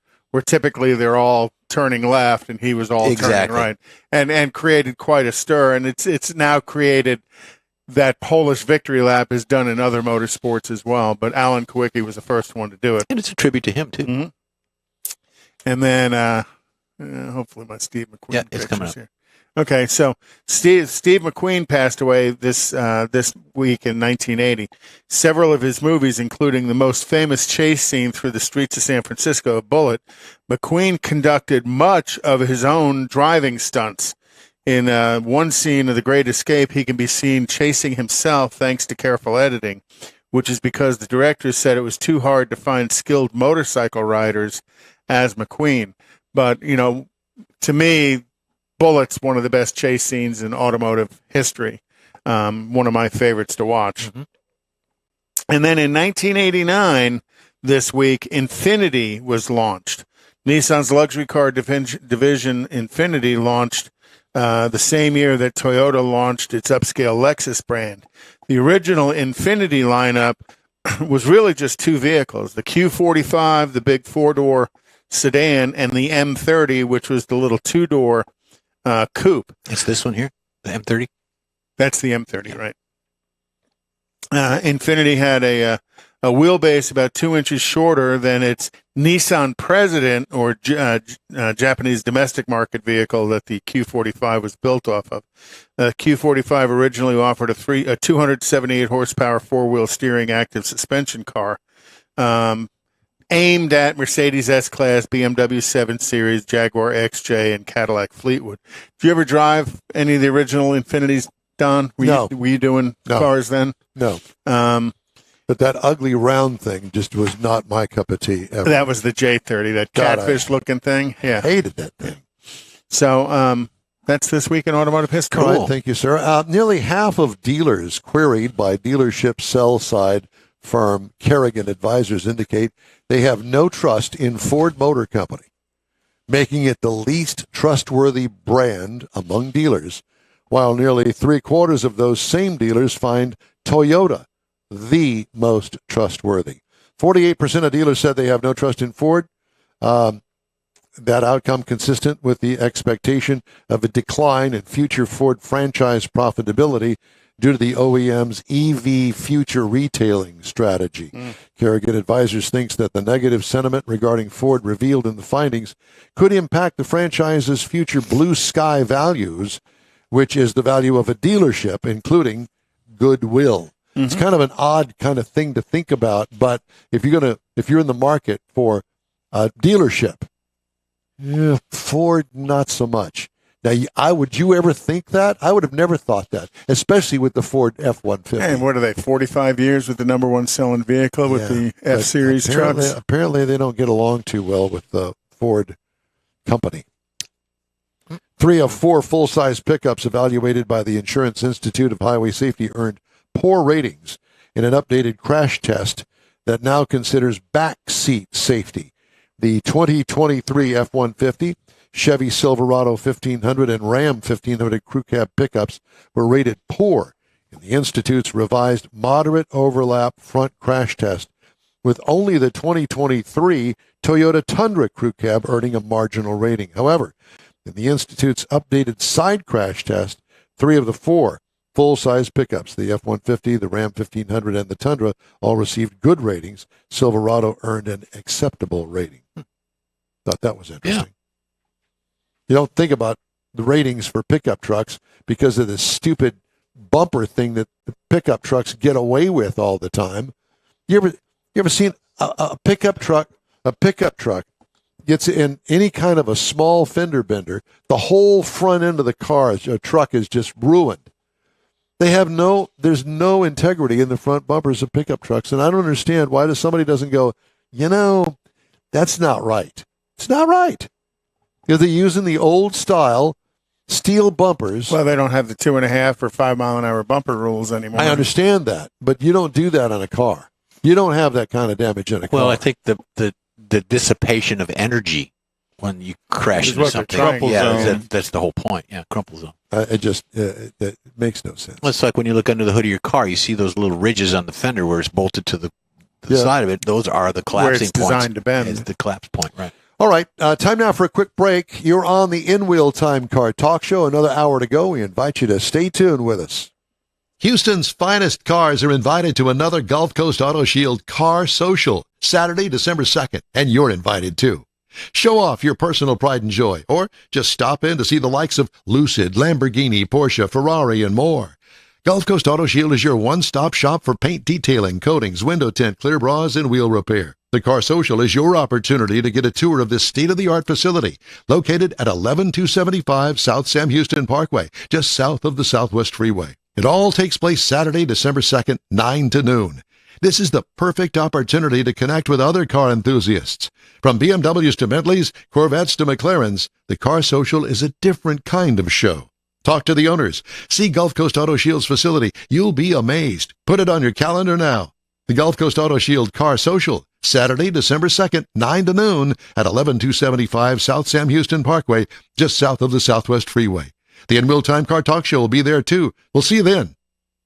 Hey, Houston! America's greatest hot rod tradition is back! Thanksgiving weekend! The O'Reilly Auto Parts Autorama! At the George Hart Brown Convention Center. 4 action-packed days of hot rods, customs, classics, trucks, and performance cars. The ultimate lowrider showcase. Sponsored by Shorty's Hydraulics. See Lone Star Throwdowns, Texas-sized truck spread. And don't miss the traditional rod and custom section. Friday, Saturday, and Sunday, see wild, high-flying freestyle motocross stunt shows. Shop the swap meet and women's world all weekend on the celebrity stage presented by Nick's auto repair and classic car restoration. Friday, meet AEW Tag Team Superstars, the Lucha Bros. Saturday, it's Noel G. Hector from the Fast and Furious. Sunday, it's Lou Ferrigno, the original Incredible Hulk. The O'Reilly Auto Parts Autorama. November 23rd through 26th at the George R. Brown Convention Center. Discount tickets at O'Reilly Auto Parts. Part of the Summer Racing Equipment Show Car Series. See Autorama.com for more info.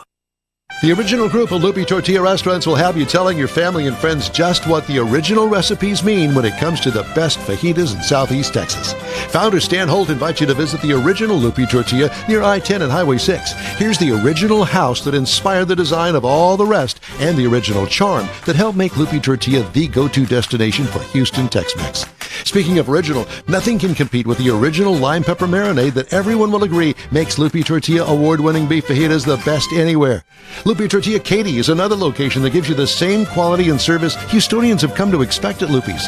It's located just off I-10 and the Grand Parkway at Kingsland Boulevard in Katy.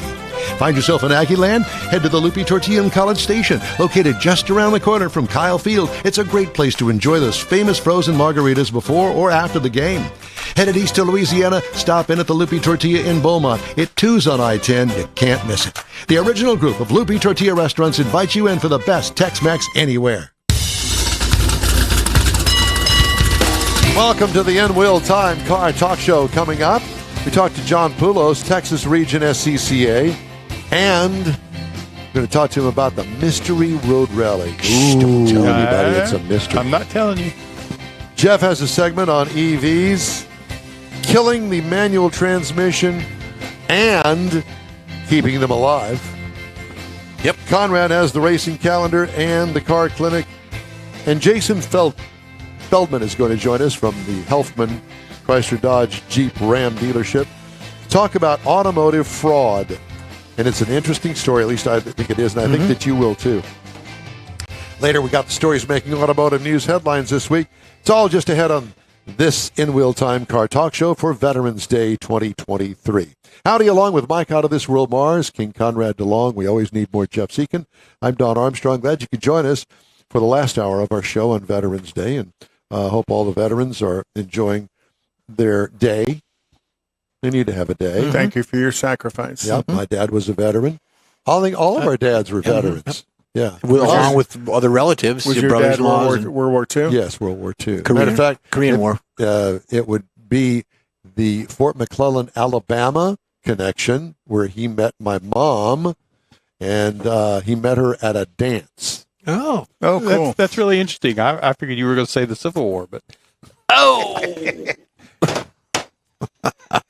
You know what? He's alive down there. He just got turned down. I've got this little console over here that adjusts the audio.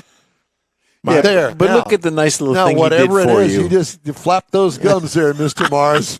My dad served in the Navy in World War II and on the USS Audrino, and the ship's no longer in service. And he was part of the crew that towed the Pennsylvania back from Pearl to San Francisco Dry Dock to get it rebuilt to go back into service. And he tells, I remember him telling a few stories of his service, and one of them was on their destroyer patrol. The partner destroyer rammed a U-boat, and they captured everybody that came off of the U-boat. And back in the late 80s, my dad went to Germany and met the U-boat captain. The guy had him over for dinner. I thought that was the oddest story. Did he I'd give him ever a heard. bill for the repair or anything? No, but it was Sunk it my was, battleship. it was odd that they not that they kept in contact, but my dad had information to contact him. Oh yeah, come on over for dinner. You were trying to kill me 40 years ago, and now I'm going to have you over for dinner. Taste test this before he. Yeah, really. War is a weird thing. Yeah. yes, it is. All right. So that's our little salute to Veterans Day 2023. Now we're going to salute the Texas Region SCCA guy. His name is John Poulos. John, good morning to you. Good morning. Can you hear me? Yes, we can now. And it's good to have you Oh, with we us just this dropped morning. him. I'm sorry? What'd you say, Mr. Mars? We just lost him. We just lost him. No, Okay. he's there. We can hear him. We just can't see No. him. No, we can't hear him. We're back either. to the big shot. All right. So we're going to... How about now? I suddenly got me. Yes, well, you're kind of going in and out there. Well, kind of. Mr. Mars is going to. How about now? Yep. We hear you now. We see you now. Now is the time, John. Okay. Well, that's good. Good combination. It is. Yes, yeah. it Let me is. know if you don't. Thanks for makes my I don't know not to do hand signals. And just very quickly before I get into the main topic, I am in downtown Terrell, Texas, at the moment, where they're celebrating for this holiday a British Bash. This is, for those who might know, in World War II, one of 2 or 3 places where airfields had where they trained RAF pilots. And so there's a big connection here with the. Mr. Mars, you're going to have to reconnect with him because that's going to drive everybody nuts listening to the. Let me see if I can just get him on the phone. Okay, There you that'll work. John's been a member of the Sports Car Club of America for the past 12 years. He leads the Road Rally program for the Texas Region SCCA, which covers DFW and North Texas. He's also an officer in the local Metroplex Mini Club. My question to him going to be, do you allow us Southerners to come up to the north to participate in your mystery rally? I would assume so. Do you have to be an SCCA member? Good question. I don't know. Well, I'm asking the I would question. think you could go up with a good recommendation from Richard, but No. good as that would be. Yeah, no. That and $100. Whatever. Yeah, whatever that is. But anyway, I have lots of questions about this mystery rally. So I'm trying to get him to just dial in I was on going the to say, get phone, him back up. just so we'll have the audio and we can talk to him because Yes. the connection's not that good. Okay, well, please fix that, will you? Well, in the meantime, and in Hopefully he between heard time. me. Okay. In the meantime and in between time, I thought this was an interesting story. Ram Trucks has created a pickup truck that can tow and haul without range anxiety, an electric pickup truck. The 2025 1500 Ram Charger is an electric vehicle with an onboard gasoline generator to charge the battery. I don't think that's anything out of the ordinary, No. is it? That was Called the a Chevy. hybrid? The Chevy Volt was like that. Ram CEO Tim Kaniska said the pickup, which can go 690 miles at a time, Wow. serves as a bridge to electrification for those whose concerns about range and charging infrastructure would normally keep them away from the fully electric Ram 1500 REV, or REV, which will have a standard battery pack and a targeted 350-mile range to compete with the Lightning on Ford's side, and an optional 229 kilowatt per hour battery pack with up to 500 miles of range. The Ram Charger has 145 miles of all-electric range. Good use of name recognition. The Yep. Charger. Ram Charger, Yeah. Didn't they make a Ram Charger? They did. It Yeah. was kind of a Tahoe type vehicle, SUV. The updated gasoline-powered Ram 1500 coming to market next year with new engine options from Stellantis Hurricane line. It will offer standard and high-output 3-liter Hurricane twin turbocharged engines, along with the 3.6-liter Pentastar V6 e-torque. The standard Hurricane is rated at 420 horsepower, which is more than the Hemi, and 469 pound-feet of torque, while the high-output engine is rated at 540 horsepower and 521 pound-feet of torque. That's stout. Yeah. The freshened 1500 builds on the brand's reputation for swanky interiors with the introduction of the tungsten trim level, also seen in the Rev and the Ram Charger. So pickup platinum trucks. or tungsten is higher than platinum. Apparently. Mhm. Yeah. You would know that. I'm just assuming that's the reasoning for it. But cool. And you got to think. We were just bragging about the truck you just test drove. How cool that interior is, and they're going to elevate that again. They recognize what sells trucks for them, which is interior. It's not just about, but it is about the engine as well. But it's not just about the engine. It's about the passenger compartment that a lot of people make that buying decision, because when I'm sitting in it, what do I like? I like how it feels when I use my foot on the gas and the brake, but how does it feel when I'm sitting in it, looking around in it? And Ram has done a great job with it through the years. When you're trying to impress the future mother-in-law, there's that. Okay. AM radio. Do you listen to AM radio? Yes. I listen to AM radio. Yeah. I listen to AM radio. Yeah, I listen to political talk radio, so Well, I listen to Michael Berry. which is political talk radio. And let me tell you something. I laughing this. He gets off on these tangents, and I have to laugh.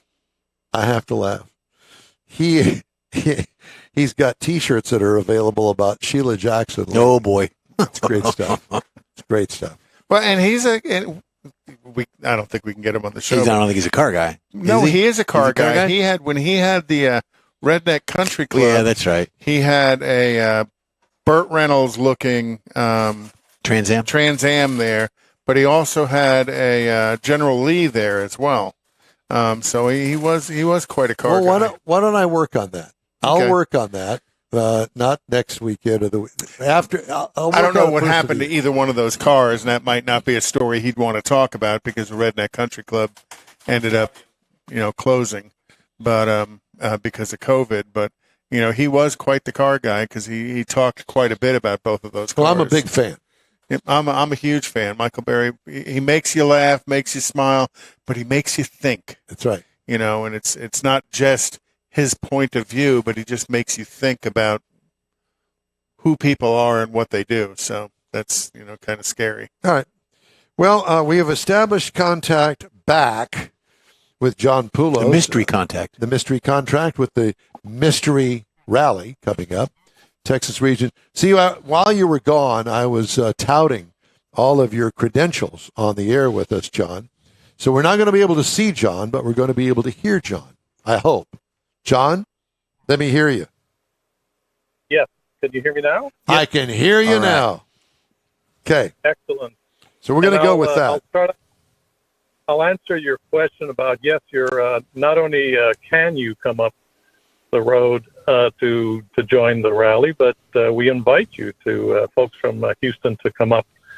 We do have, every once in a while, we have folks who drive up from Houston, San Antonio, Austin, to participate in our rallies. So we're glad to, there's always a little bit of healthy rivalry, even in rally. Do I have to be a member so- of the SCCA?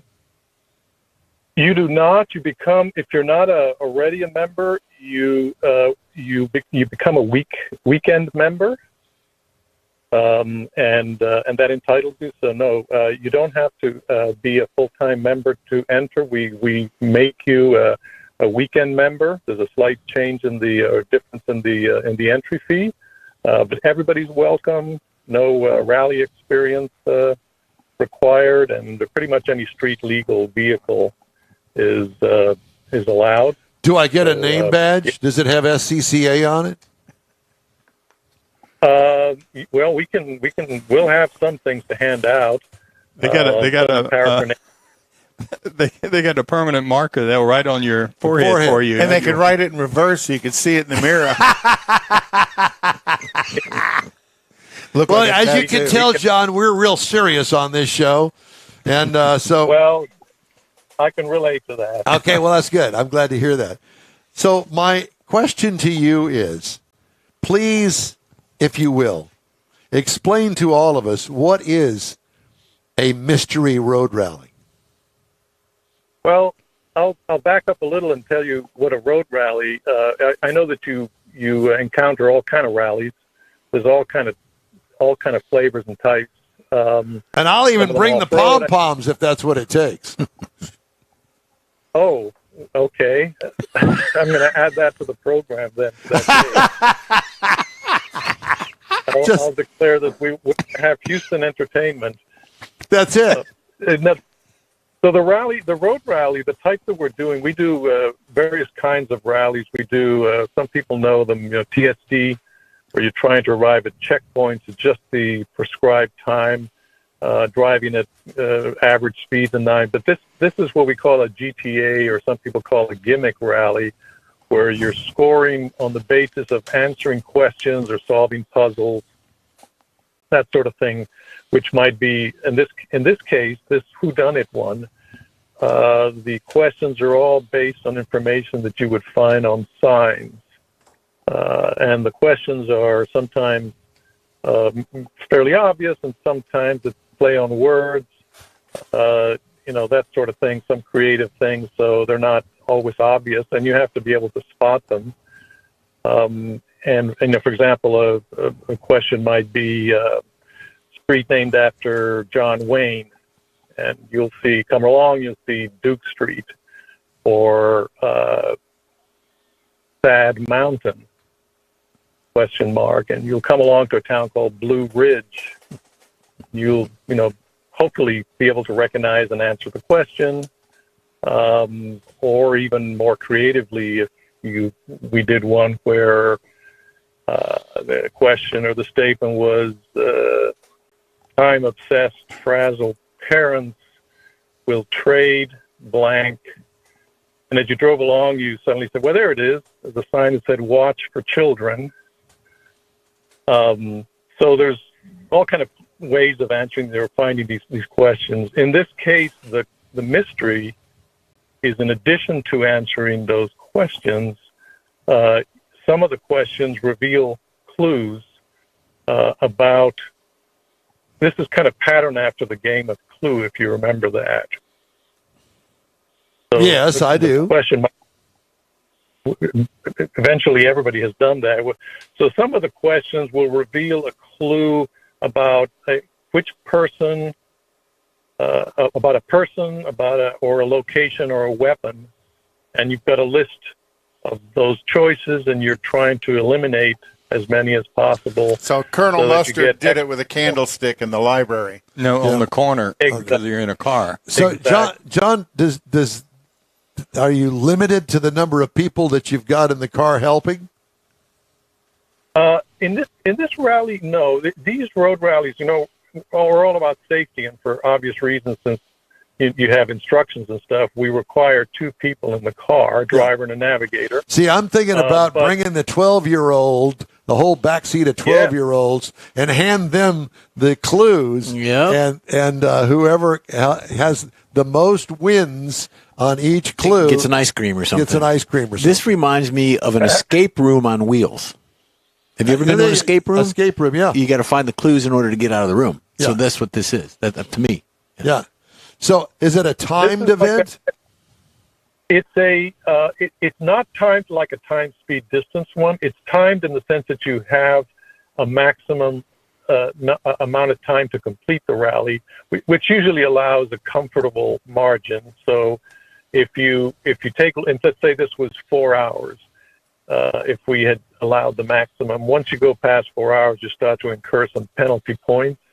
But it's not a speed event, and unless you're going off course frequently, you're probably not going to run out of time. So it's not that kind of time constraint. But yes, to your answer, this is, road rally is something that the family can participate in. While we do have national level rallies where you can only have 2 people, and they're much more challenging in terms of the navigation and whatnot, these regional rallies allow for passengers in the back who can participate, help, or just watch, or watch the driver and the navigator bicker over which way to turn. Bicker. So you can you can bring your wife. Yeah, you can bring your wife. And the mother-in-law in the back seat.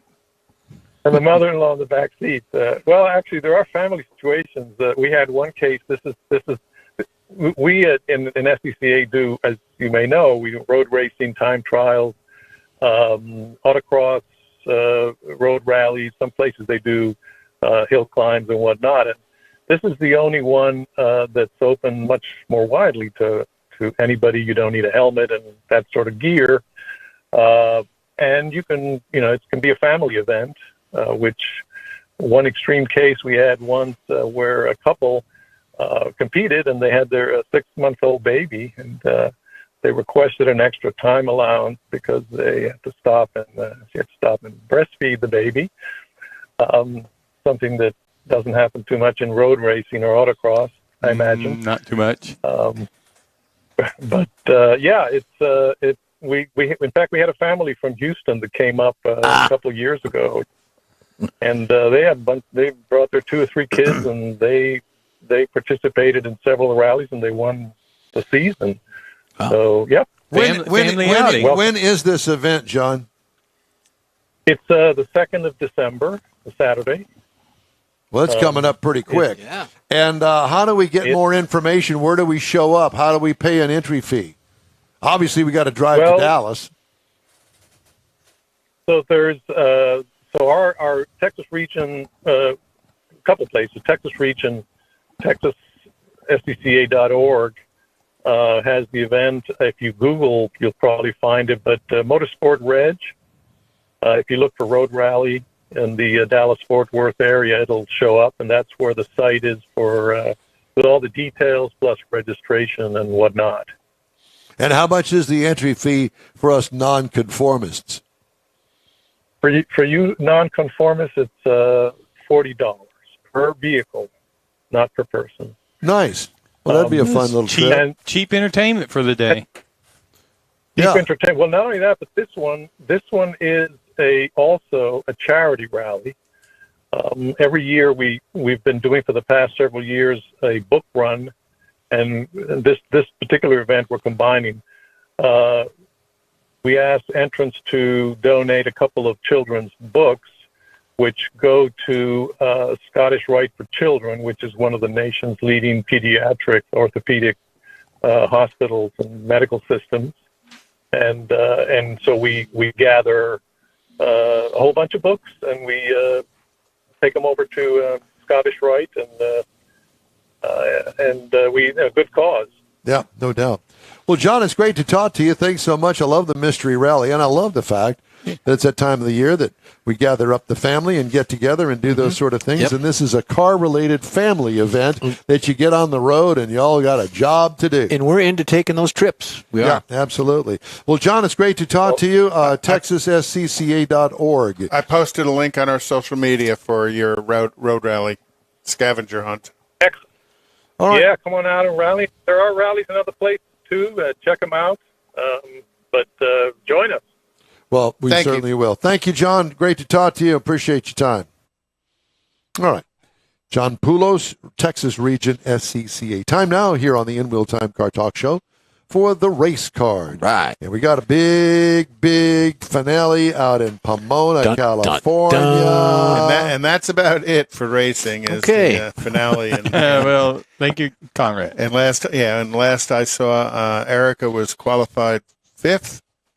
Oh, I don't know. Yeah, That's all So- third, but whatever. and she was 140 points up on the next person in line. Yeah. So I think if she makes it to the semis, she wins the championship. If she don't get disqualified over some BS thing. Well, Yeah, that seems to be happening more frequently now that the season's ending, even not only in drag racing, but in other races. F1, yeah. Yeah. Well, in NASCAR, too. Isn't F1 still racing? no, yeah, F1 still has their finale, but the championship's already been So They've got where to- is the next race? Abu Yeah, they're gonna- Abu Dhabi. Abu Dhabi. They're going to And that's- Crybaby Track, I believe, because they're a bunch of blankety-blank crybabies. Oh, Abu Dhabi. Well, no, the next one is Vegas next weekend. Oh, that's right. First time in Vegas, and then Abu Dhabi the weekend, the Thanksgiving weekend. You imagine? Okay, everybody pack up. We're going to go halfway around the world to our next race. Going to take us 2 days to get there. Well, they came to the east. You know, they started with COTA. They went to Mexico City, Brazil, and now they're coming back up to Las Vegas. there you go. And then they're going to load up in all those planes and go to Abu Dhabi. Yeah. They hit you with your purse. All right. Jeffrey's got a feature on how EVs are killing and also saving the manual transmission. Yeah, how about that? And this is the way it's working. It's clear that electric vehicles may be here to stay as they offer some advantages over most gas-powered vehicles, including lower emissions, smooth ride, and instant acceleration and performance. However, despite their many benefits, for some EVs just cannot replace the feel of the real mechanical machine powered by what? Gasoline. The automotive industry is moving away from manual transmissions since automatic transmissions and EVs offer superior comfort and practicality, making them the preferred choice for most car owners. In fact, most new cars are only equipped with automatic gearboxes. which makes sense if that's the way you want to go. The reasons, and some of them are the numerous reasons for this decline. One, EV cars feature automatic transmissions, have a lot to say when it comes to reliability and performance, making them more attractive to buyers looking for a comfortable and convenient ride. Since manual transmissions are more complex and expensive to build and maintain, manufacturers are relatively less profit makers. The manual cars compared to automatics, they're just not making the money. Manual transmissions do not offer much compatibility with recent features such as hybrid systems, adaptive cruise control, autonomous driving. Since the powertrain in an EV is more straightforward, being single-gear, direct drive, manual transmissions have no place in the electric vehicle segment. Efficiency is another critical reason why manual transmissions are becoming less popular compared to automatic transmission systems. By shifting gears at the most efficient times, modern automatic transmissions are tuned to maximize fuel economy. So that's one of the major reasons. Today's automotive culture, particularly among young people, they place a premium on handling, performance, and aesthetics. EVs are also keeping the manual transmission alive by creating contrast and demand for it among enthusiasts who want to have more fun and engaging driving experiences. And lastly, it is believed manual transmissions will potentially become a rare and exclusive feature that will differentiate gasoline-powered sports cars from EVs and attract buyers who want to have more authentic and emotional relationships with their vehicle. And you know about emotional relationships, Mike, with your vehicle. There you go. Now, I did see a shifter. I've been showing shifter pictures. Had Braille on the top of the shifter. Swear to God, saw it. Well, so you'd know. Yeah. What gear you're in while you're driving. I guess. With the old driving blind. I think there's a song about that. Yeah, so there it is. They're trying to get rid of them, but yet they're being more popular. And if you go to a restaurant that has valet parking, you will sometimes see a sign that says, "We don't no manual transmissions." No, I've got a manual transmission. I'm going to park it myself in the spot that you have. I'll pay you the money, but leave it up to me. Don't touch my car. Don't touch my Well, car. but yeah, manual transmissions used to be a significant part of the car culture, and even in selling new cars back in the 60s, it wasn't uncommon to see some of the big cars with a manual transmission. That's right.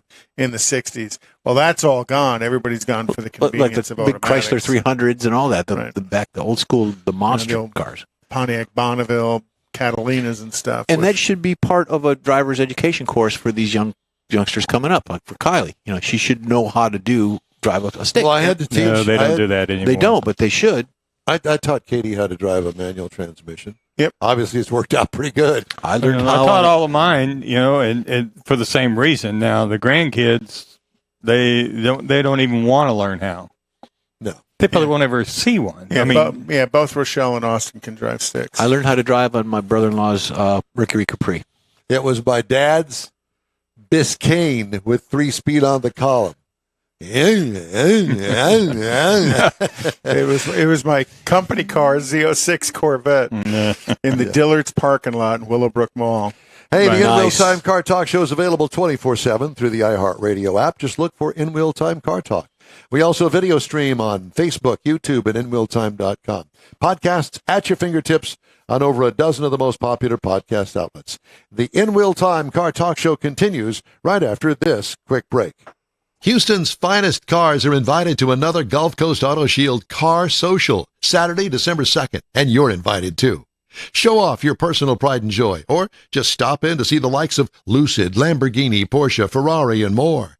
Gulf Coast Auto Shield is your one-stop shop for paint detailing, coatings, window tint, clear bras, and wheel repair. The Car Social is your opportunity to get a tour of this state-of-the-art facility located at 11275 South Sam Houston Parkway, just south of the Southwest Freeway. It all takes place Saturday, December 2nd, 9 to noon.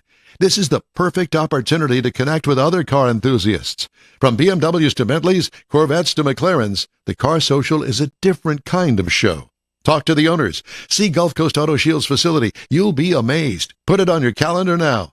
The Gulf Coast Auto Shield Car Social, Saturday, December 2nd, 9 to noon at 11275 South Sam Houston Parkway, just south of the Southwest Freeway.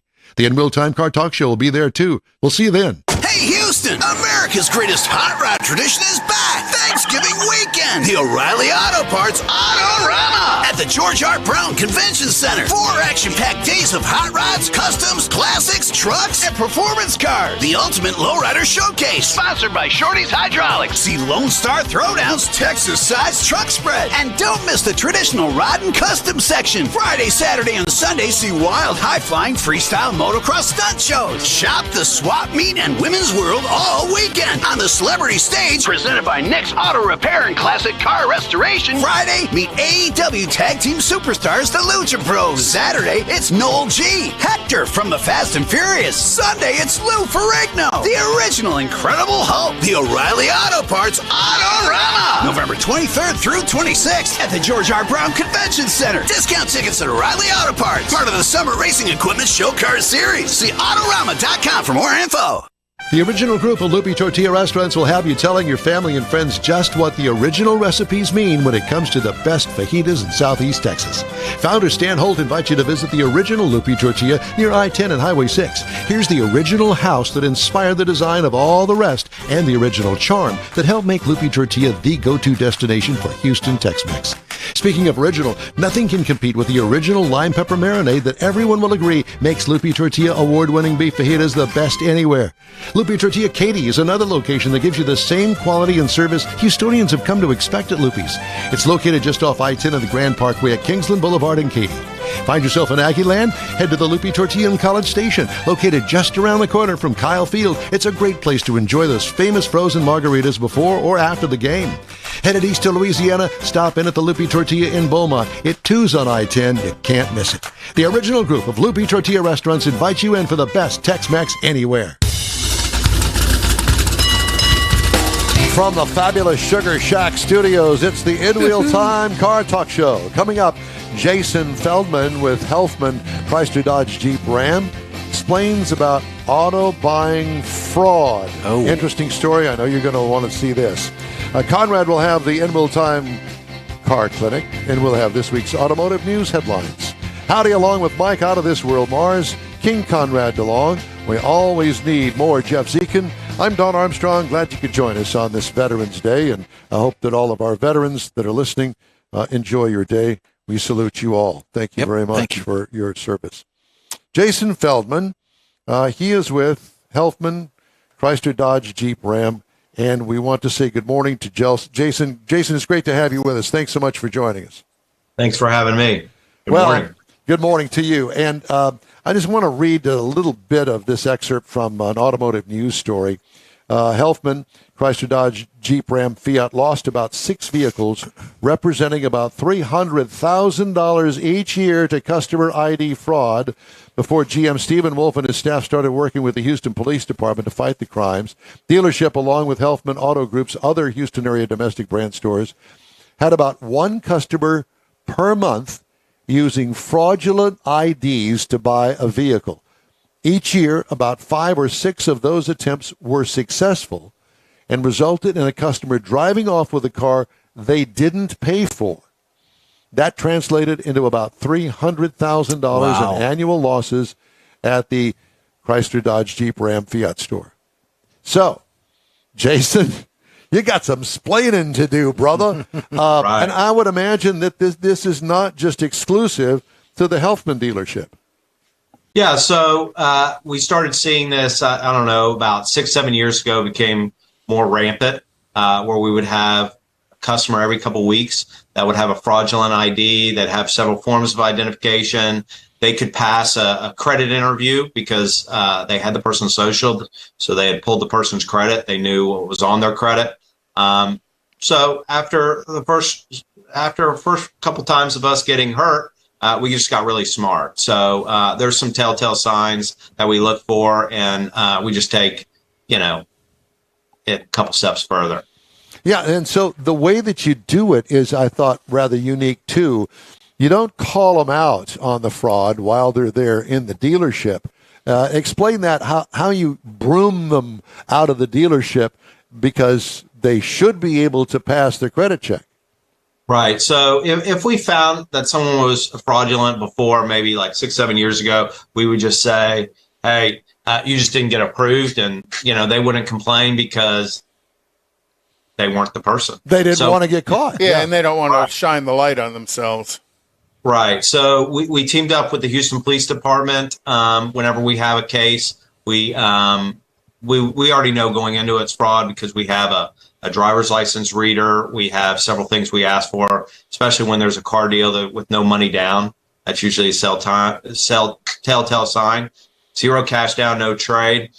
We ask them to provide us, a copy of their bank statement, something like that they can do on their cell phone. When they can't do those things, instead of letting them go to the next dealership, we'll send a picture to the Houston Police, our contact there. They'll tell us it's fraud, and then he'll send several units to pick the person up for using it. So it sounds like you're talking about identity theft type things that they're coming in with instead of just somebody being creative and creating something? Yeah, so it could be a couple different forms. They could actually have the person's driver's license where they put their picture on, or they could just have a fake driver's license. It's hard to know going into it, but as it evolves. So when you find when you find these out, do you contact other businesses, other dealerships in the area that, hey, this might be a potential heading your way? Right. So now, since we get them arrested, the Houston Police has linked with the Houston Auto Dealers Network. And so we're on an email chain. Whenever one gets arrested, we show them pictures of them and what the ID looks like, just to kind of raise awareness. So what kind of training? Because to me, I realize a lot of this might happen on the sales floor, but it becomes more of the F&I department's responsibility to flush out the fraud. What kind of training is provided to those F&I folks? Is it provided by you internally? Is it provided by Stellantis? Or is it Houston Police Department that's providing some of that additional training to flush them out? It's just our training. Like I said, first telltale sign, 0 money down. Then we go to the next questions. And usually we haven't had a fraudulent deal where someone could have pull up their own bank statement. They haven't set up a bank account. We had a fraud deal a couple years ago where a guy was going to put $15,000 cash down, and he was fraudulent. And the police department celebrated because they were able to seize the $15,000. So now, even with money down, we look for fraudulent ways that we can get. See that even more mystifies me about this whole thing. So the guy comes in with $15,000 that he's actually going to put down on let's say a $45,000 car. Maserati. We have a Maserati. It was on a Maserati. So. It was on a Maserati. Yeah, so he got net back on that. Yeah. But still, when you have trucks that are pushing $70,000-$80,000, I'd give you $15,000 for an $80,000 truck in a heartbeat. Right. Using Mike's picture. No, Mike doesn't have any credit. This person wasn't that smart. I don't know why he chose $15,000, but he had the cash, and now he doesn't. But there's some telltale signs we look for, but we've seen all different kinds of situations, and it's pretty rampant. So I'm amazed that this kind of thing goes on. I mean, that's because you're not a criminal. I guess we don't think of these things. Not like that, anyway. Yeah. And you mentioned that you guys have a communication link through HADA. Does HADA have a, for lack of a better phrase, a committee that's working on this? Or department? Yeah, trying to help the dealers?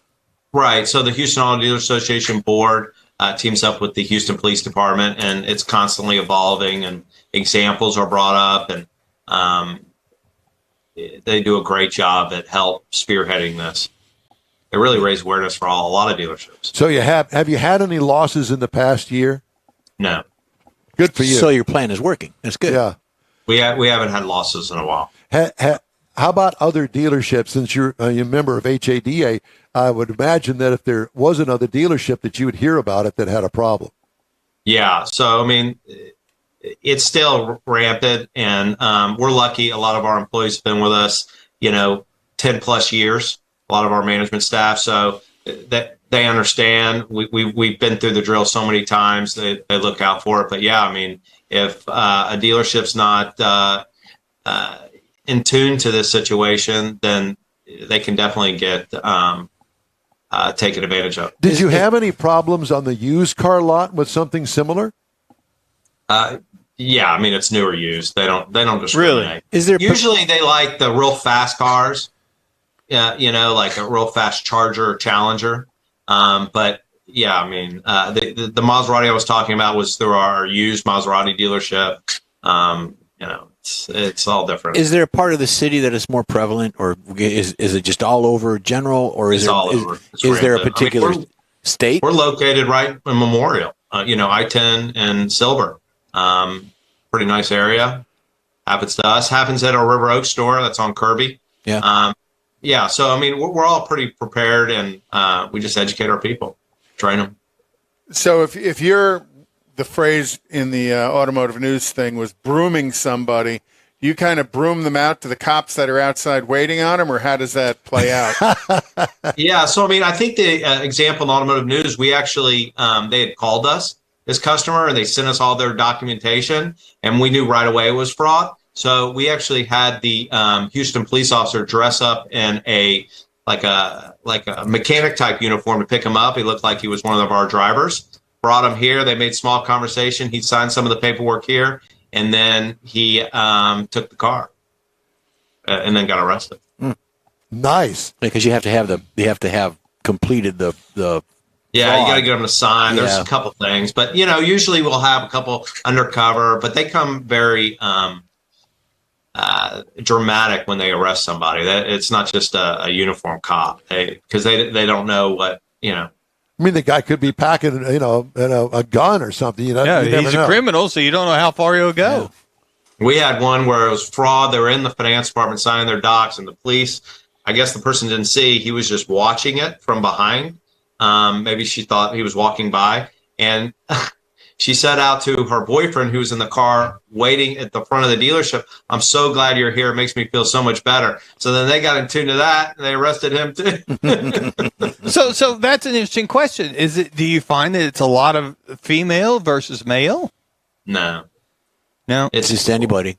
Wow. Yeah, a lot of bad people. And what, as a dealership, and this is in history for you because you haven't had any recently, what recourse do you have trying to recover? Yeah, I mean, good point. Yeah, so I mean, all of our cars are set up with navigation. So as soon as the only recourse would be is if someone bought a car under false pretenses or fraud, we could locate the car. But as things have evolved and technology's gotten better, they've gotten smarter on how to just rip all that stuff out. Unbelievable. Wow. But it's very hard to do. Yeah, well, we clearly, my mind doesn't go there. It No, doesn't work that way, and I just can't even imagine trying to screw somebody over out of a brand new car of all things. I can see where you go onto the lot and maybe steal it or something, or a used car. Well, that That's a different criminal. that happens enough. That's too. next week's story. And all the wheels and tires that are getting So stolen. okay, well, good for you, and great story, and I'm glad that you talked to us about it. Briefly, we were talking off the air earlier today before we started the show about the Houston Auto Show. Have you heard anything about the fact that Stellantis may not have a display here in Houston this year for the Houston Auto Show? So I think no, it's not finalized yet. I think they're still working. I think they had canceled some things because of the strike, the UAW strike. Yep. I think they were waiting to see how that played out. But I mean, we're hoping they join us, and we've got a lot of contacts there. And we've always had the Jeep Drive event that's been there. Yep. So we're planning on them being there and doing what they need to do to help raise awareness for our brand. Has the strike affected Helfman out there where you are at all? Right. So, I mean, the biggest problem was for our Dodge store, we have Jeep too, and they went strike on the Jeep Wrangler plant and all of our parts distribution centers. So it was very hard to get parts, but we're a very large store, so we carried a huge amount of inventory going into the strike, and we were prepared for it. Our Ford store just hurt our Broncos, but they're all back to work now, and we're getting what we need to be successful. So if Stellantis doesn't come as an organization, are you willing to step up as an independent and go out there and put stuff out there? Yeah, I mean, we're always open to raise awareness. We just have to see insurance, things like that. The devil's always in the details. But for us to raise awareness, absolutely. Good stuff. How has this year been for you guys? Coming out of the pandemic and now with the strike thing, and we had parts shortages early on a couple of years ago. How's business been? We haven't talked to any dealers, so pardon us for being so bold here and going to places that you might not even want to go to. But how is business? How are things? Yeah, so I mean, we have two Dodge Chrysler Jeep stores, a Ford dealership, and a two Maserati Alpha dealerships. We've all done very well. We have inventory. We're selling a lot of cars. I know rates are a little higher now, but we have a lot of discounts through the manufacturer and through us to help offset it. Business has been good, and we're lucky that we're in Houston. I think Houston's got a pretty strong economy, and we're selling. So well, you got inventory is the big thing, I guess. Yeah, obviously. We must. So what is your number one selling vehicle I was gonna ask. at your store? Number one Truck. selling vehicle, trucks. The Ram truck. I just got out of a Ram 1500, the brand new Elite, and I tell you what, that is absolutely, bar none, all of the truck manufacturers, it is absolutely the best truck I've ever driven in my entire life. The Rams, it's very spacious. It's very nice to drive around. It drives more like a car than a big truck. Very easy to drive, comfortable. The fit and finishes are so nice. It has a unique suspension, so it drives really smooth. Are you looking forward to the new Hurricane engine, the straight six in the pickup truck?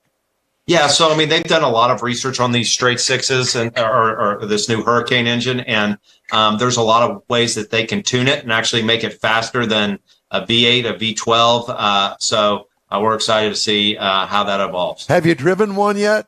I have. And how is it at your foot? And it's got a lot of power. So we have them in our Grand Wagoneers, and they have the two different Hurricane engines, one that's tuned a little bit more powerful than the other, and you can really feel it, and it drives great. Is it as smooth as the V8? Yes. Wow. We can't wait. Technology. Can we come down there and borrow one for a week? We look or forward two? to you sending us one. Mike's got ID. Well, and you guys are Two or three located of at 'em. 7720 Katy Freeway, correct? Yes, next to IKEA on I-10 at Silver. Oh, yeah.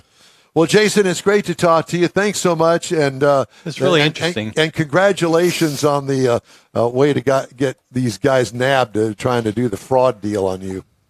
Yeah. Everybody should just be aware and take precautions for your personal credit. Well, and, last time I bought a new car, I've got LifeLock, and about 5 seconds after they had peened my credit report, LifeLock sends me a message and says, hey, somebody's looking at your credit report. Is this you? And I said yes, and it let him get my information. Interesting. Yeah, so I have LifeLock too. My whole family does. It's great. Jason, thank you so much, and tell everybody there we said hello and appreciate your time, sir. Thank you. Thank you. Thanks. Thank you. Thank you. Great story. It just amazes me that people have that much guts to walk in and do Fake who something they like are. that. Yeah. There's also a whole county jail that's full of people like that, so they get caught eventually. Well, most of them I know are stealing 6 packs of beer, an $80,000 truck. You're in Neaterville. Yeah. No, there's that. Time now for Conrad's Car Clinic. Let's get her done. Well, today I wanted to talk about vehicle maintenance logs. You can use a log to make a record of all of the maintenance services you've had done on your vehicle, which is going to be pretty important. Kathy just bought one for her new car. A maintenance log? Absolutely. Okay. The document makes, and you can find all kinds of them online and stuff. The document makes it easier for you to identify the services that your vehicle has undergone and keep them all in one location. The document makes it possible for you to create a schedule by predicting and budgeting the kind of services your vehicle are going to need today and in the future. Calculating the price of services becomes easier by just referring to the log instead of doing it manually. for those who deal with vehicle maintenance, the auto log makes it easier to retrieve information when something goes wrong with your vehicle. And I say that, if you have a new car warranty or if you have an extended warranty, sometimes they're going to ask for maintenance records to validate that you've kept the vehicle properly maintained. Well, in doing that, if you have a maintenance log, then you have all of the information in one place to refer to. And then I'd also recommend you get one of those kind of expandable folders, and on the tabs put 10,000, 20,000, 30,000, 40,000 miles, and drop those repair orders in those mileage intervals so you have them all in one place to refer to. Or you could put transmission service, so on and so on. Don't just stack them in the glove box, which many people do, and then if they're asked to produce records, it's a lot more difficult for them to produce those records. Yeah, because your gloves get in the way. Carfax reporting is good, but Carfax reporting is not proof. That's not the proper documentation for the manufacturer's warranty or an aftermarket warranty company to look at. So if you have a new vehicle with an extended warranty, it's critical that you keep meticulous maintenance records. The accurate log is the first part, but you also must keep an organized collection of all the documentation. And store it in a safe place as well. And you know what else is a positive on that? If you've got all your records for whatever length of time you own the vehicle and you do go to trade it or sell it, there's got value. Documents. There's value in that. You're going to get a better price of that vehicle. My dad Absolutely. always kept a record of every gallon of gas that he spent, oil changes, anything he had done to the car. I've got a couple of them still stashed away. Wow. Oh, cool. Trips that we took. Yeah, fun stuff. Thank you. Don screaming in the back seat. Yeah, no, not too much of a screamer. In the back seat. Easy. There's more to say about that. Going there. We've gotten in trouble before. Well, keeping AM radio in new vehicles, including electric models, could cost automakers billions of dollars, according to them, over the next 7 years. That's from a new report from the Center for Automotive Research. In the October report developed in partnership with the Alliance for Automotive Innovation, researchers found that reducing the electromagnetic interference generated by EVs, which can distort AM radio signals, is challenging and could lead to added costs for vehicle manufacturers. Through 2030, the automakers could face a cumulative cost of up to $3.8 billion to address the interference that disrupts AM radio reception in EVs, according to the report. Blah. You know what? I'm not buying any of that. Let me just call them out here. At least 7 automakers, BMW, Mazda, Polestar, Rivian, Tesla, Volkswagen, and Volvo, do not offer broadcast AM radio in their EVs. Well, guess what? I ain't buying it. Yeah. I like it. In a statement to Automotive News, National Association of Broadcasters argued that hundreds of thousands of Americans have voiced their support for keeping AM radio in new vehicles. So take that. Dream Motor Group, owned by University of Alabama football coach Nick Saban, former Mercedes-Benz USA CEO Steve Cannon and CEO Joe Agresti, have purchased 2 South Florida Mercedes-Benz stores in a deal worth about $700 million. Yep. I read that this week. I thought of you, too. The stores add to Dream Motors' stable of dealerships in Alabama, Louisiana, Tennessee, and Texas, including Mercedes-Benz of the Woodlands in Texas.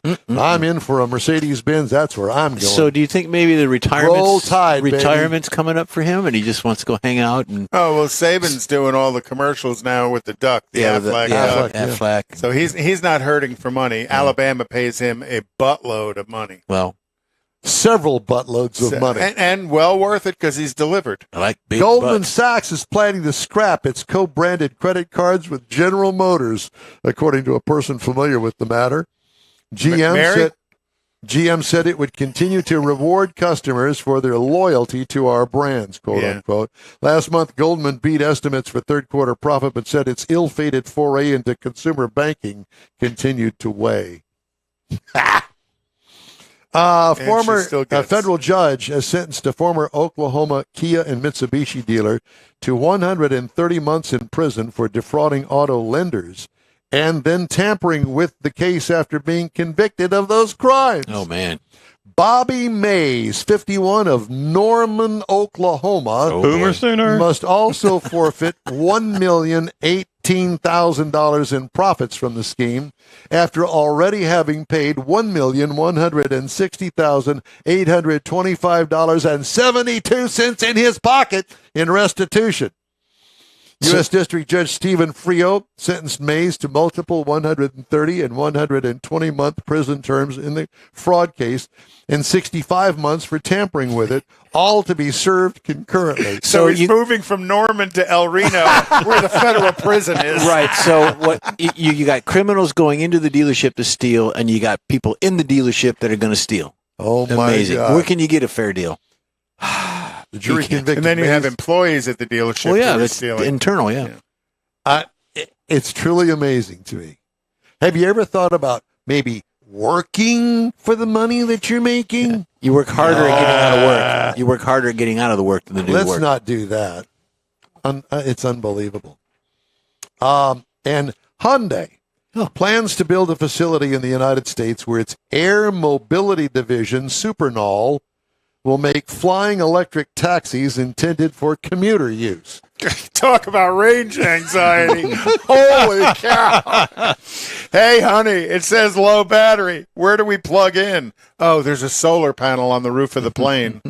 A prototype of the electric vertical takeoff and landing craft will be shown at CES in Las Vegas in January. They offering rides? The eVTOL taxi will be capable of flying at 120 miles an hour and have capacity for 1 pilot and 4 passengers.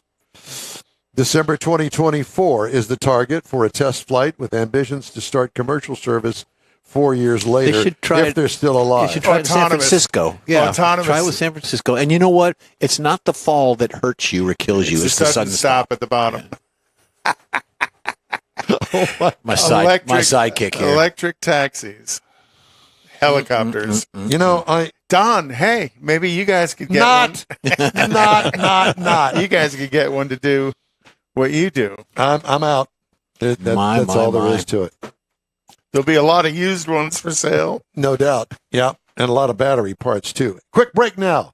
We're going to wrap up today's show right after this here on the In Wheel Time Car Talk Show. Houston's finest cars are invited to another Gulf Coast Auto Shield Car Social, Saturday, December 2nd, and you're invited too. Show off your personal pride and joy, or just stop in to see the likes of Lucid, Lamborghini, Porsche, Ferrari, and more. Gulf Coast Auto Shield is your one-stop shop for paint detailing, coatings, window tint, clear bras, and wheel repair. The Car Social is your opportunity to get a tour of this state-of-the-art facility located at 11275 South Sam Houston Parkway, just south of the Southwest Freeway. It all takes place Saturday, December 2nd, 9 to noon. This is the perfect opportunity to connect with other car enthusiasts. From BMWs to Bentleys, Corvettes to McLarens, the Car Social is a different kind of show. Talk to the owners. See Gulf Coast Auto Shield's facility. You'll be amazed. Put it on your calendar now. The Gulf Coast Auto Shield Car Social, Saturday, December 2nd, 9 to noon at 11275 South Sam Houston Parkway, just south of the Southwest Freeway. The In Wheel Time Car Talk Show will be there, too. We'll see you then. Hey, Houston! America's greatest hot rod tradition is back! Thanksgiving weekend! The O'Reilly Auto Parts Autorama at the George R. Brown Convention Center. 4 action-packed days of hot rods, customs, classics, trucks, and performance cars. The ultimate lowrider showcase. Sponsored by Shorty's Hydraulics. See Lone Star Throwdowns, Texas-sized truck spread. And don't miss the traditional rod and custom section. Friday, Saturday, and Sunday, see wild, high-flying, freestyle motocross stunt shows. Shop the swap meet and women's world all weekend on the celebrity stage presented by Nick's Auto Repair and Classic Car Restoration. Friday, meet AEW Tag Team Superstars, the Lucha Bros. Saturday, it's Noel G, Hector from the Fast and Furious. Sunday, it's Lou Ferrigno, the original Incredible Hulk. The O'Reilly Auto Parts Autorama, November 23rd through 26th at the George R. Brown Convention Center. Discount tickets at O'Reilly Auto Parts, part of the Summer Racing Equipment Show Car Series. See Autorama.com for more info. The original group of Lupi Tortilla Restaurants will have you telling your family and friends just what the original recipes mean when it comes to the best fajitas in Southeast Texas. Founder Stan Holt invites you to visit the original Lupi Tortilla near I-10 and Highway 6. Here's the original house that inspired the design of all the rest and the original charm that helped make Lupi Tortilla the go-to destination for Houston Tex-Mex. Speaking of original, nothing can compete with the original lime pepper marinade that everyone will agree makes Lupi Tortilla award-winning beef fajitas the best anywhere. Lupi Tortilla Katy is another location that gives you the same quality and service Houstonians have come to expect at Lupi's. It's located just off I-10 and the Grand Parkway at Kingsland Boulevard in Katy. Find yourself in Aggieland? Head to the Lupi Tortilla in College Station, located just around the corner from Kyle Field. It's a great place to enjoy those famous frozen margaritas before or after the game. Headed east to Louisiana, stop in at the Lupi Tortilla in Beaumont. It too's on I-10. You can't miss it. The original group of Lupi Tortilla restaurants invite you in for the best Tex-Mex anywhere. Well, that's it for this week's In Real Time Car Talk Show on this Veterans Day. Here's your invitation to follow us on Facebook. Give us a like, tell your friends about us, and share our stuff. We'll keep you posted on all things automotive all week long, believe it or not, including new car reviews, upcoming events, cruise-ins, racing, car, truck, and SUV goodies. When you need a car fix during the week, you can find the In Real Time Car Talk Show 24/7 via the iHeartRadio app. We live stream this show on Facebook, YouTube, and InRealTime.com every Saturday, 8 to 11 Central Time. Daily 30-minute podcasts are available on your favorite streaming provider. There's a new episode every day. The In Real Time Chief Engineer is David Ainsley. Our Marketing Advertising Advisor and Video Technical Director is We Need More Jeff Zekin. For Booking Agent and Wheel Polisher Mike Mars. Mr. Know-It-All, his royalty King Conrad DeLong. I'm Don Armstrong. We hope you'll join us for another live, award-winning production of the In Real Time Car Talk Show next Saturday, November 18th, 2023, on all of our In Real Time Car Talk outlets, right here on the Smoke and Mirrors Network. Have a great weekend. We hope you join us again. Plan to join us on Thanksgiving Saturday at Autorama. We hope to see you soon. To our veterans, thank you. Have a great weekend.